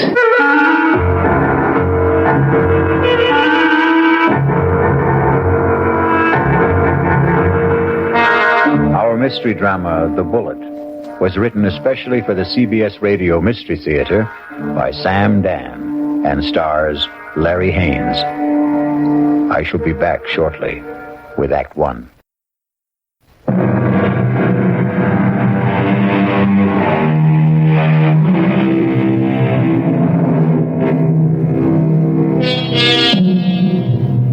It's a quiet little bar, Paddy Noonan's, and Jerry Price stops there every evening on his way home from work. He's not looking for anything special in the way of atmosphere, adventure, companionship, and he has no intention of getting drunk. Just a couple of beers, perhaps, to bridge a busy day, to ease the fatigue, the strain on his nerves. In the comfortable half-light of Paddy Noonan's, the world outside becomes vague, distant, especially when Old Man O'Rourke is holding forth. And he lay there, his head against the barricade, and the blood from him falling soft upon the pavement. I looked in his face, and I could see his death was upon him. "'Tis a bitter thing," I said, "to die at 17. And for a moment his darkening eyes held mine. And with his last strength he said, "'Tis a sweet thing to die for Ireland." Sweet indeed, Mr. O'Rourke. And it calls for one on the house. I thank you, Paddy Noonan. Ah, I see, Jerry Price. Excuse me. Good evening, Jerry. Hi. I didn't notice you come in. Well, when Old Man O'Rourke's in form, you don't see anybody, Paddy. The old man there, he carries his war. I know I carry mine. You ever think of yours, Jerry? No, never. Never? Nope. The day I came home from Vietnam, I put away the uniform. I also put away everything that went with it. The army, the war, like a snake sheds his skin. Now, the past is gone, Paddy. It's dead, so you forget it. You go on to other things. Hey, what's everybody drinking? This round's on me. Set 'em up, Paddy. Mr. Edward Clark himself. And what's the occasion? Hey, I got a little announcement. Guess what the old lady tells me this morning? Number 10 is on its way. Oh, that event around must be on the house, Mr. Clark. Just a quick one, Paddy. Hey, I got the truck outside. What are you hoping for this time, Ed? Boy or girl? Let's see. What do I got now? 4 boys and 5... No, I got 5 boys and 4... who can keep them straight? All I know is I'm always tripping over somebody. 10 kids in 12 years. Well, you can't tell me it isn't exciting to hear there's going to be a new baby. Oh, yeah. I know it's going to be a kid that'll wet its pants and keep me up half the night. That's another mouth I got to feed. Yeah, well, guys, I got to ride. I'll see you tomorrow. You know, Paddy, it's funny. People who don't want kids, can't stand kids, can't afford them, can't raise them, they can't help getting kids. Whereas, well, guess there just isn't any justice in this world. Well, there may be no justice, Jerry, but there's always hope. How long have you been married? Right after I got out of the army, it'll be 9 years. The fellow used to come in here, and they were married 15 years before they had their first. Am I really out of the army 9 years? Tell me, Paddy, you're an old philosopher. Where does it go, huh? Down the hatch and try another. Yeah, don't mind if I do. Oh, wait on a paying customer first. Where? The fella standing at the end of the bar. What are you saying, Jerry? There's nobody standing at the end. In the brown hat and a raincoat. Now, Jerry, what are you saying? I know. That's Paul. Tell me, what's the matter, Jerry? Paul. Jerry, listen to me. There's nobody. Paul. Hey, he was just standing here. Where'd he go? Where is he? Jerry, where is who? Are you all right, Jerry? Yeah, I'm all right. But I saw him. Who? Oh, a guy I was in the army with. The two of you. Were you close? He was my buddy. Well, when was the last time you saw him in person? The night he was killed. Have you ever seen him again? Like you thought you did just now? No, this is the first time. Well, maybe you need a rest, Jerry. Hattie, why now? Why tonight after all these years? Well, you say you saw him last the night he died in battle. Well, the sight of him dead must have stayed with you always. But that's not how I just saw him, Patty. He wasn't in uniform. He was in civilian clothes. You might have pictured him as he looked at a happier time. I never saw him in civilian clothes. We met in the army. And, Patty, I didn't see him as he was then. We were both kids, about 20. I saw him the way he'd looked today, about 30. His face was more mature. Jerry, are you sure he's dead? He is dead, Patty. I just saw him. I know I saw him.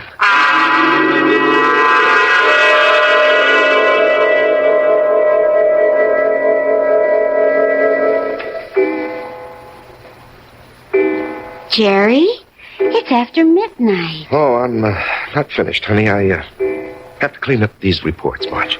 Honey, a new rule has just been passed in this house. All paperwork shall be done in the daytime. Marge, I have to call on customers. Be reasonable, huh? Am I the kind of wife who makes idle criticism? No, indeed. Constructive suggestions, that's my motto. Northeast Distributors can solve all your paperwork problems by hiring a girl. Honey, I'm lucky to have the job. No, Jerry. You're not lucky. They're lucky. Well, everybody knows you're a terrific salesman. Well, you could get another job tomorrow. More money, less headache. Honey, I couldn't walk out on Joe Keller. Why not? Well, I'll never forget what that man did for me. I came home from the army, a kid with no experience. I needed a job. He took a chance with me. Now he needs me. Oh. Well, I'm just worried about you, Jerry. You look so tired all the time. No, I'm in great shape. Will you go see Doc Steiner? I did, today. Oh, well, it's about time. You needed a checkup. Well, I didn't just go for the checkup, honey. I went for the other thing. Jerry. Well, he said some people, men, well, they're okay in every way, but it just doesn't work out for them. Jerry, it's all right. No, honey. It's all my fault. Oh, honey. It's just unlikely there can ever be any kids. He said unlikely. What he meant was impossible. We've got each other. Yeah. If only you didn't want a child so badly. Now we'll definitely think about adopting. Okay? Yeah, okay. Sometimes that works out even better. Come on, honey. Let me see you smile. Marge, I don't know what I'd do without you. Oh, that makes us even. I don't know what I'd do without you. Come on, get to bed. Yeah, I'll just have a cigarette, huh? Well, honey, why'd you turn on the music? To make sure you don't try to sneak in some work. I know you can't concentrate with the music going. I'll just be a couple of minutes, honey.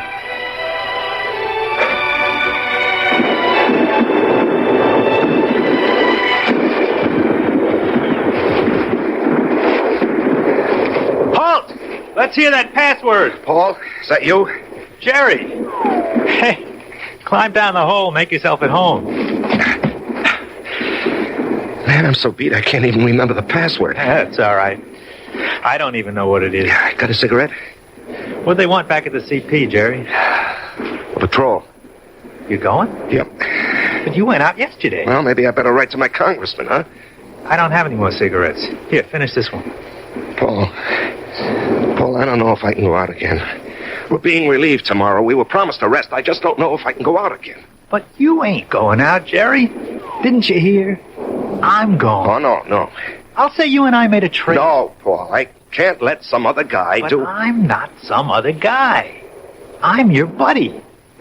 What's the matter, Jerry? You never did it for me?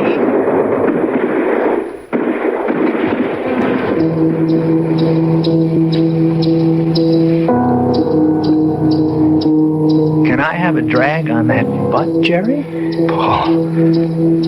Paul, you're alive. I'm alive, Jerry. I'm here with you. In your living room. No, you can't be here. I went out afterward. I found your body. I carried it back. Maybe it wasn't you. It was me. But you were dead. You were killed. Yes, Jerry. I was killed. Jerry, will you turn that radio off and come to bed? Marge, he's here. Who's here? Can't you see him? Jerry, I don't see anyone. Paul, why can't she see you? She will. They all will. When? Later. I have to go now, Jerry. No, Paul. Paul, tell her. Jerry. She'll think I'm crazy, Paul. Paul. He's gone, Marge. He's gone. Jerry, honey, what's going on here? Marge, he was here. He was right here. Now, you got to believe that. I'm not drunk, and I'm not crazy. I believe you. I believe you, Jerry. Now, here, just sit down. Don't do anything. Don't say anything.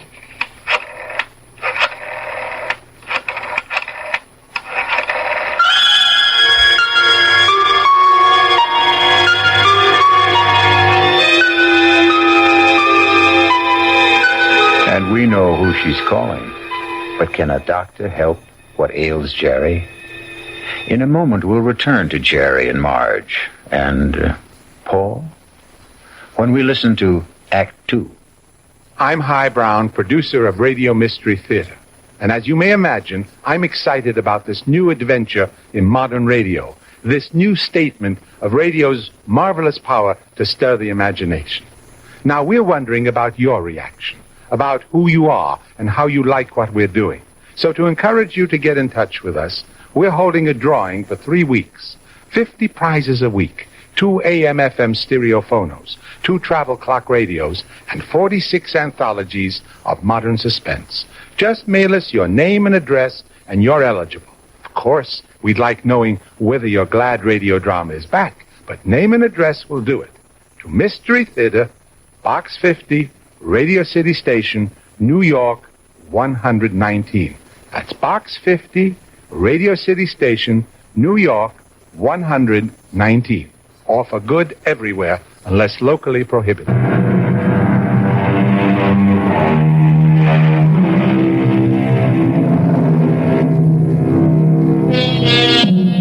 And now, Act 2 of The Bullet. Let us trace the path of the bullet. We have a worried Marge, a concerned Dr. Steiner, and a distracted Jerry. Tell me about this man, Paul, you called him Jerry. I said we were buddies, Doctor. That tells it all. Jerry, please don't be so hostile. Dr. Steiner's only trying to help. You were buddies. You came back alive and he didn't. Yo. There's an extensive medical literature on the subject. Oh, I'm sure there is. Jerry. I'm not being hostile, Marge. I know I saw him. Of course you saw him. Well, finally. But that doesn't mean he was there. You see, Jerry, the death of a wartime comrade remains an eternal reproach. All who survive are sentenced forever to feelings of guilt. No. Doctor, the wars are fought by kids in foxholes. The literature is written by doctors and officers. That's hardly fair, Jerry. I'm the authority on war, Doctor, because I was a kid in a foxhole, and I don't feel guilty about my buddy. You don't? No. Tell me why. Oh, you wouldn't believe it. Try me. All right. You see, there's a bullet, and it's designed especially for you. And if it's your bullet, it'll find you no matter where you are. You can't evade it, you can't avoid it. It was meant for you, it was meant to be. You and the bullet. Both of you were dust, originally. You were dust because the Bible says so. And the bullet was also just dust in the ground. Well, that bullet was mined and refined and cast into metal. It was shaped into a slug and joined with a shell. It was one of billions of bullets, but it was yours. All yours. And at the right time, there'd be a tremendous explosion of gases in a narrow chamber. And the bullet would be torn loose from the shell case and spun around the grooves of a gun barrel and hurled through space. This is the bullet you don't hear. You don't hear it, Doctor. You don't hear it whine past your ear or ping off a rock or thwack against a tree. That's because it's your very own bullet. It's coming to meet you, or you're going to meet it. It's been arranged. You see? It's an appointment that can never be broken. The dust that had become the bullet would encounter the dust that had become you. And after a while, both of you would become dust once again and return to the ground. Your original home. Jerry, I know you're overworked, you're overwrought, you're overtired. I keep telling him to slow down. Okay, I know I'm under a strain. I know I'm working too hard, but what can I do? Jerry, try to understand. Right now you're having what is popularly known as a nervous breakdown. This alleged visitor from another world. I say he's an illusion. I say you have subconscious feelings about him which you're not aware of. And I say they burst through because of heavy pressure on your nervous system. Yeah, I knew you'd say that. Prove me wrong. How? Go away. Get out from under. Rest a while. Relax.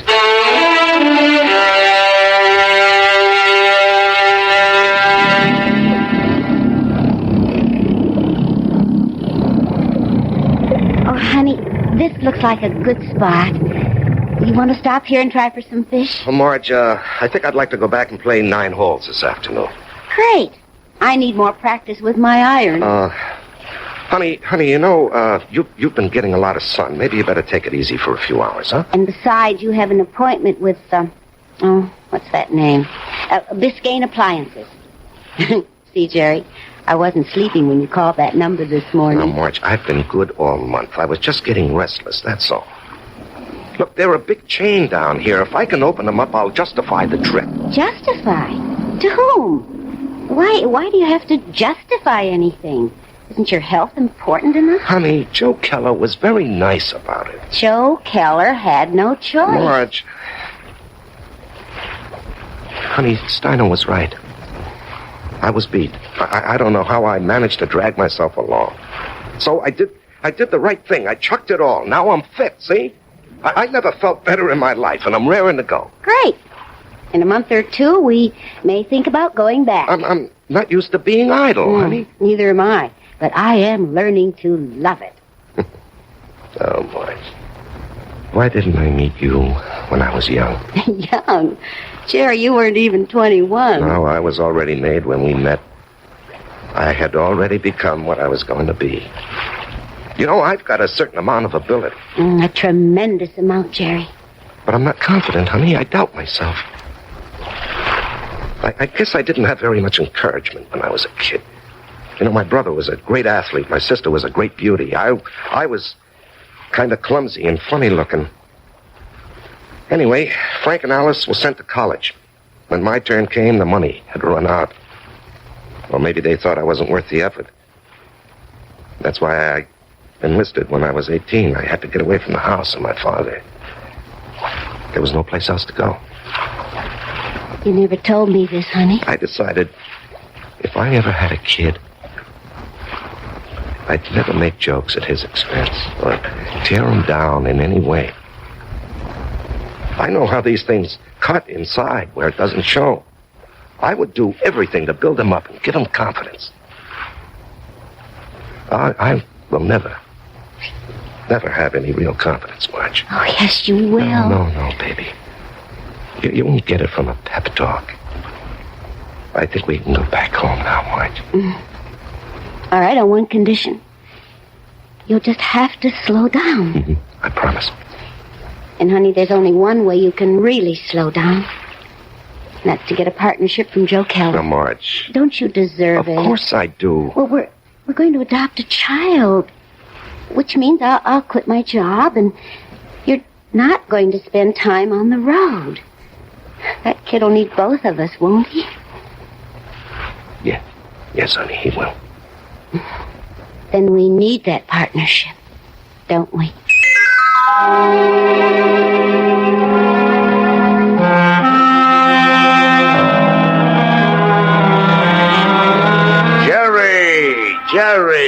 baby. You look like $1 million. Less 2% for cash, of course. Yeah, Joe. Oh, hold it. Ramona, no calls. I'm in a meeting. I can't be disturbed. Well, anyhow, Joe, hello. I want you to take it easy for a while, you hear? Yeah, I'm ready for action, Joe. Oh, you think you're ready. Now, listen. I know you had a lot of expenses. I want you to take this little check. It's only $500. I'm strapped for cash this week. I had to pop for a whole new computer setup. But anyway, I decided to increase your bonus to 5%. That'll amount to a pretty sweet raise, huh? Now, Joe. Don't thank me, kid. You're entitled to it. We got to make sure you don't get sick again. Joe, I have to talk with you. Oh, sure, kid. What about? Well, it's, personal and important. Well, let me buy you lunch.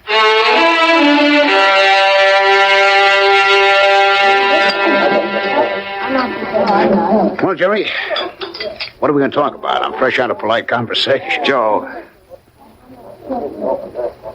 I want a partnership. No, you don't, Jerry. But, Joe... No, don't interrupt. You don't want one. You'd like one. Two different things. Don't nitpick, Joe. You'd like a partnership, which means it would be swell. Great if you had it. But want is something else. It means lack. It means need. I know you'd like to own a business, but you're not cut out to be an owner. Why? Because an owner is an officer. And in your heart, you'll always be an enlisted man. Tell me, could you ever fire a guy because you could get someone else cheaper? If an old customer, a good friend, was getting slow paying bills, could you cut him off? Thousands of guys like you go bankrupt every year. You're nice, sweet, big-hearted. But you don't have the guts business needs. Well, I'd like to remind you of the value myself. I know it to the penny, Jerry, and you're well paid for it. Well, I'm worth more now. You are. You got a sweet raise this morning. Joe, don't think I'm not grateful. You gave me my first break. But I think I can do better elsewhere. Where? Anywhere. Consolidated, Freeman and Singer. Should I go down the list? Oh, they'd love to have you, Jerry. What'll they pay? They handle the nationally advertised brands. What'll you be, their glorified order taker? They don't need your full selling ability, so they don't have to pay you full price for it. Sure, with me, you push out all the schlock. It's rough, but you get top dollar. There's 20 outfits like mine. They grab you tomorrow, but where's the improvement? They won't pay you more. At least here, you got 9 years equity in a pension plan. You and me are used to each other. Besides, I really like you. Yeah. Sometimes I feel like a father to you, Jerry. It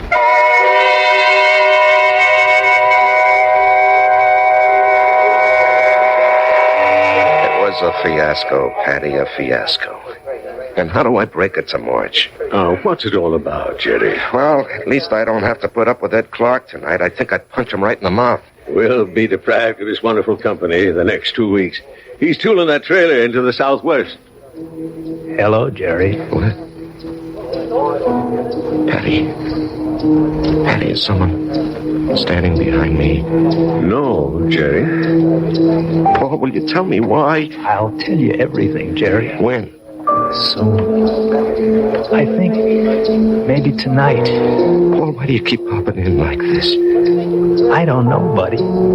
I can't control that. Yeah, but Paul. Patty, don't you see anyone? No, Jerry. You didn't hear anyone talking to me either. No. Patty, do you think I'm crazy? Well, maybe you should see a doctor. I saw a doctor. Well, how about one of them psychiatrist fellas? I never even told my wife. I did see a psychiatrist. But after a while, I figured, why pay him $50 an hour when I can come in here and talk to you for nothing? Well, there must be more to them fellas than that. Oh, sure. He said that the roots of my problem go back to my unhappy childhood. But, Patty, I have a brother, Frank, who feels terribly insecure. He goes to a psychiatrist, too. Why? He had a happy childhood. Well, put it this way. If you see someone, and I don't, the flaw can be in me and not in you. Drink? No. I better go home and face the music.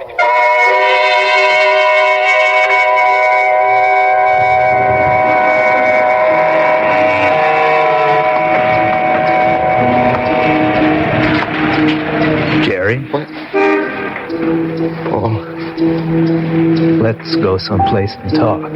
Where? Let's go to the parking lot. Sit in your car. It's cold. That won't bother you, will it? Not yet. Turn the heater on for yourself. When will everyone else be able to see you, Paul? In 2 weeks. Oh, that's great. No, it ain't. Why not? Because you'll be dead.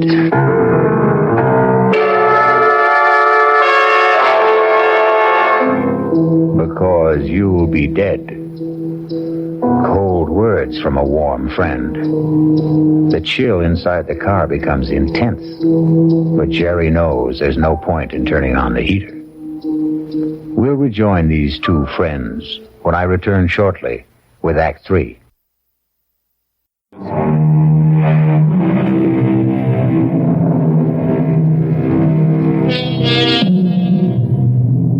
And now we return to the final act of The Bullet and a reunion of two war buddies who haven't seen each other in almost 9 years. Jerry Price, who is alive, and Paul Gardner, who is dead. The heater in this car doesn't do much good. You're shivering. Why am I going to be dead, Paul? Remember the night I went out on the patrol? Yeah, I'll remember that night as long as I live. I completed my job. I was headed back. And then I felt something smash against my head. And I knew. I just met the bullet. You know, the bullet we used to talk about? I bet you don't remember. No, I remember. I felt it slam into me. And then I didn't know anything anymore. Yeah, well, when the guys told me, I went out to get you, Paul. Yeah, I might have known you would. 1 minute, I was moving through a rice paddy. And the next minute, I'm sitting in an office. And I knew a lot of time had gone by. Don't ask me how. I knew, that's all. A man was talking to me. What kind of man? You know the type that's a clerk in the government or a big corporation, fussy, self-important. Everything's got to be in the right place. He doesn't even look at me. He's got a piece of paper. He says, Paul Gardner, you're going back. You should not have died that night. The computation was for you to survive. The plan was for you to marry a girl named Marjorie Stone. I married Marjorie Stone? Yeah. I told the guy, I want no part of it. And he gives me a look, this clerk does, like he couldn't care less about me or you or anybody else. And he says, come with me. He leads me to a door. It opens. And all I can hear is a hum and a click. And all I can see is a computer. I mean, there's no end to the thing. That's all you can see is computer. And he says, there it is, friend. City Hall. Go fight it. By this time, I'm shaking. That machine scared the pants off me. You couldn't see the top nor the bottom of it. There was no end to it, just machine, wherever the eye could see. Well, then what happened? This clerk, he tells me there's a plan. A capital P plan. It calls for me to come home. Not you. Yeah, well, maybe that's fair, Paul. You were always the better man. No. You got more on the ball. You never got a break, that's all. I had a chance to go to school, become somebody. I could have gone into the old man's business, become the biggest hardware dealer in Atlanta. You and me. We both run away to join the army. You because you had nothing. Me because I had everything. But why are you coming back? Because Marge and I are supposed to have a boy. A certain kind of a boy. He'll grow up, I don't know, discover something, create something, or be somebody the world needs real bad. They wouldn't tell me what. Anyhow, 40, 50 years from now, he has to be here. And of all the millions of men and women, he could only be born to me and Marge. When am I leaving? I told you. In 2 weeks. How? 9 o'clock at night. A trailer truck will go past Patty Noonan's saloon. Just as you're crossing the street. Well, why does it have to be like that? Because you don't know how careful these things are figured. You could get killed a million ways. But the plan calls for a truck driven by a guy named Ed Clark. Oh, yeah, I know Ed Clark. He doesn't have a good record, so it'll be easy to prove he's a careless driver. He works for a big outfit, so Marge will have a good settlement. But why? I still don't understand. She'll need the money. You see, I won't be a good father. Not as good as you, for sure. Oh, I'll love the kid. I'll love Marge, but I won't be there a lot. You know me. I have to keep moving. But if you know how important it is for the kid... I won't know. Once I'm alive, I won't remember any of this. And you say it's all figured out, maybe not. The human element. How can the machine predict Marge would go for you, huh? With all due respect, Jerry, did I ever have any trouble landing any dame I had my sights on? With all due respect, I can't see Marge falling for your line of chatter. She will, Jerry. I'll be there when she's having a bad time. She'll be all alone. She'll need somebody. Things will take their natural course. Sure, she'll see through my line, but after a while she'll get to like it. I'm different. You're quiet. I raise hell. You let things eat at your insides, not me. I pop off.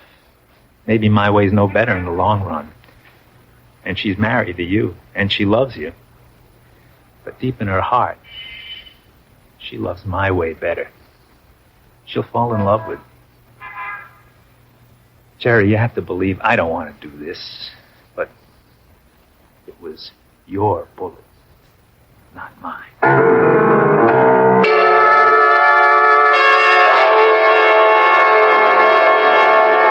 Jerry? What are you thinking about? Oh, a guy downstate wants to cancel a carload of refrigerators, so I'm figuring an approach. Didn't we agree no more work at home? Yeah, well, honey, this is just thinking. Did you talk to Joe Keller about the partnership? Yeah. And? He said no. Did you give him notice? No, he gave me a raise.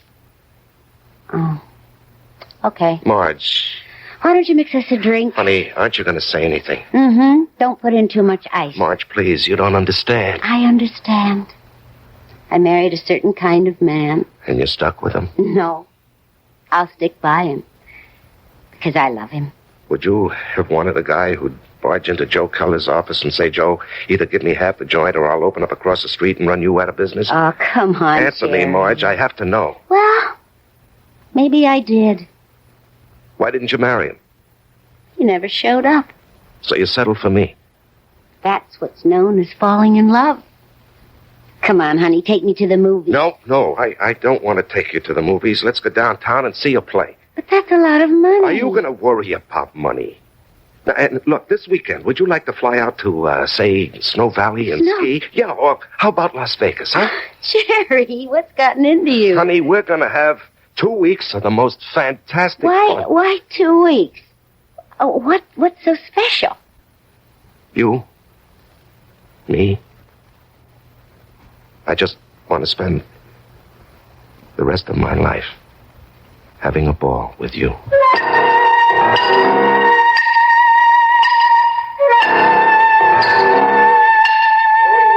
Well, hello, stranger. I haven't seen you. Why, it must be weeks. Where have you been? Oh, giving Marge a good time. Well, I must say it's done wonders for you.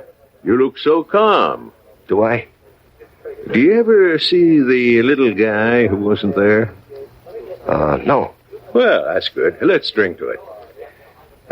Jerry, if I'm not being forward, what did he want from you? You wouldn't believe it, Patty. Do you believe it? Well, I just dropped in to say hello, Patty, and goodbye. Jerry. Yeah?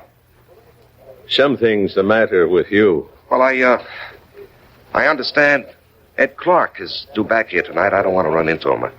I just don't want to talk to him. Well, if that's how you feel, I'll bar him from the joint. Now, Jerry, something's wrong with you. No, nothing, Pat. Now, look, I'm an old soldier, Jerry. I can tell. No, it's really nothing. Really, is it? No, Jerry, you got a look on your face. What kind of look? I've seen it before in the war. I've seen it on men who go out on the impossible mission. The look of men who know they're not coming back. The resigned look. What are you resigned to, Jerry? You have a vivid imagination. I have an imagination. Jerry, whatever it is, don't be resigned to it. Fight it. You can't fight City. I knew it. You're in a fight, Jerry. Well, you can fight anybody. You're an ex-combat soldier, and you weren't afraid of anything. When you were out there, you faced up to death, hunger, despair. What happened to you, Jerry? Where did you lose it? Face up to it now. Whoever he is, spit in his eye. Patty, I can't do anything. Jerry, I'm going to throw you out of here for your own good. Now leave town. Go far away for a while. Fight it, Jerry, fight it. Patty, wherever I go. Listen to old Patty, just take off. Don't you see there's a plan? Who cares? Put up a fight. Why are you so upset, Patty, huh? I don't know. But listen to me. Fight, now. Now get out of here.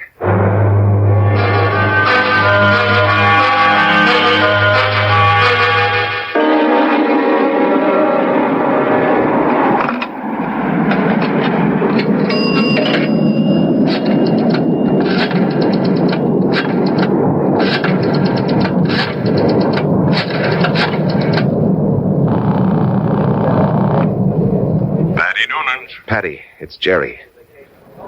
I decided to fight it. Good boy, Jerry. You know, Patty, there's something about your place. I don't know how to say it, but I feel stronger, better, away from it. Well, I don't mind. So I'm going to fight. What have I got to lose, huh? Why should I do what he tells me? Why should I believe him? I don't know what it is, but I agree. I'll see you around, Patty. Universal Airlines, flight number 3 for Los Angeles and Mexico City, now boarding at gate 17. Who you calling, Jerry? Marge, I have to tell him. Oh, Jerry, don't do it this way. There'll be 100 other people on that plane. Do it the way it has to be done. Paul, I have to fight you. Why? Because it isn't fair. Was it fair for me to stop your bullet? Come on, Jerry. Ed Clark will be tooling by Patty's in less than an hour. Paul, I don't know if I have the nerve. I'll help you, buddy. I'll help you. Come on. Hello? Hello?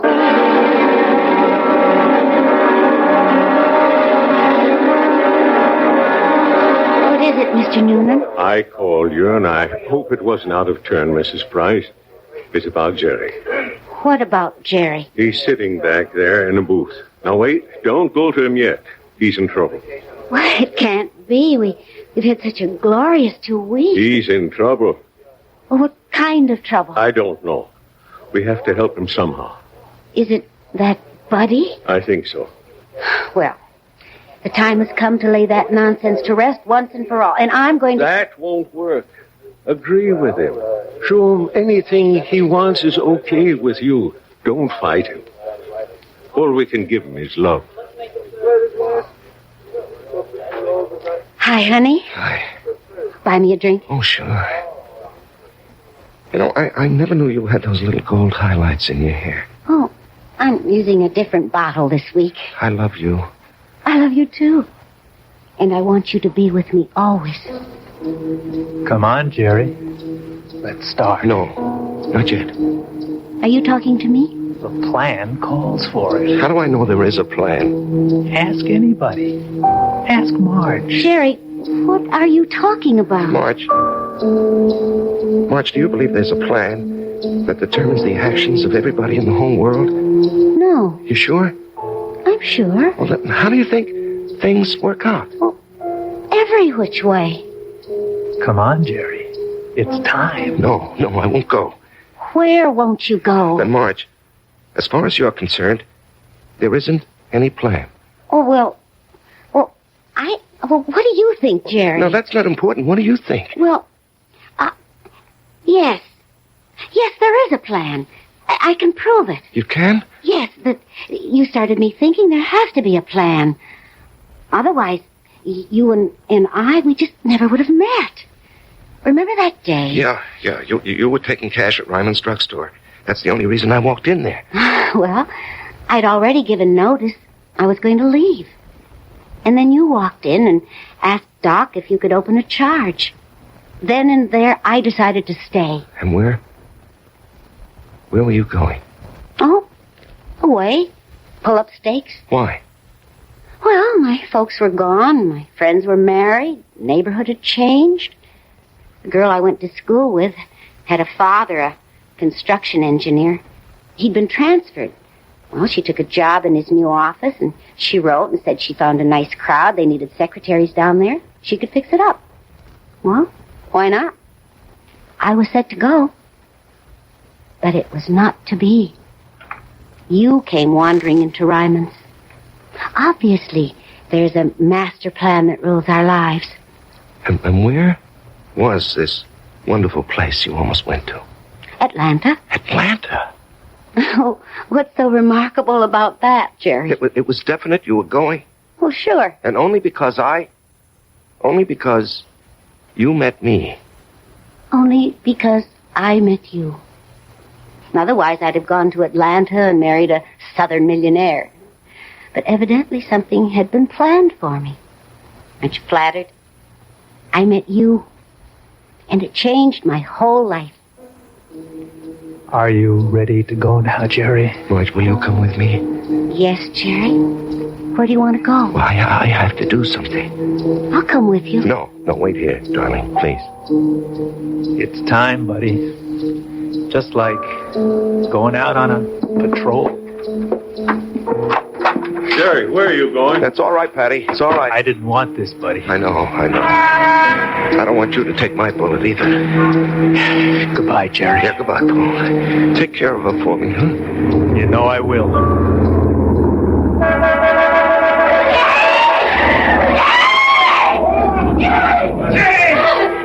Hey, call the police! Get an ambulance! Oh, dear.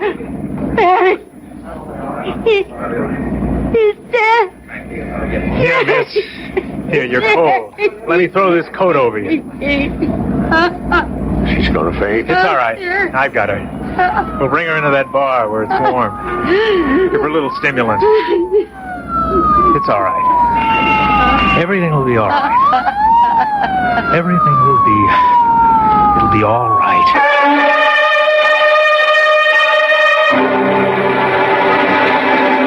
So many people preface what they believe with, "It is written."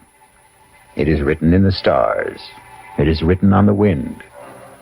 And for so many like Jerry, it is written on the bullet. I'll be back shortly.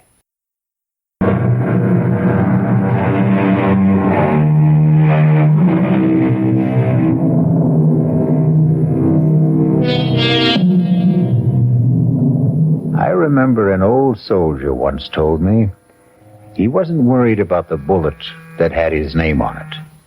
What really bothered him was the bullet marked, "To whom it may concern." Our concern is mystery, excitement, suspense, thrills, and chills. Our cast included Larry Haynes, E.V. Juster, Martin Newman, Ralph Bell, Leon Janney, and Danny Acco. The entire production was under the direction of Hyman Brown. Radio Mystery Theater was sponsored in part by Anheuser-Busch Incorporated, brewers of Budweiser, and by the Kellogg Company, makers of Kellogg's Special K cereal. Now, a preview of our next tale. The only way to learn how to swim is to jump in the water, right? Well, that's what you need, Julia. I simply can't make you understand, can I? Well, maybe I can make you understand. Forget it. You want to get that dinner ready? I'm hungry. Yes, I'm going now. Look, why don't you change first? Change? Yeah, your clothes. Get more comfortable. Yes, I think I'd like to do that, George. I won't be long.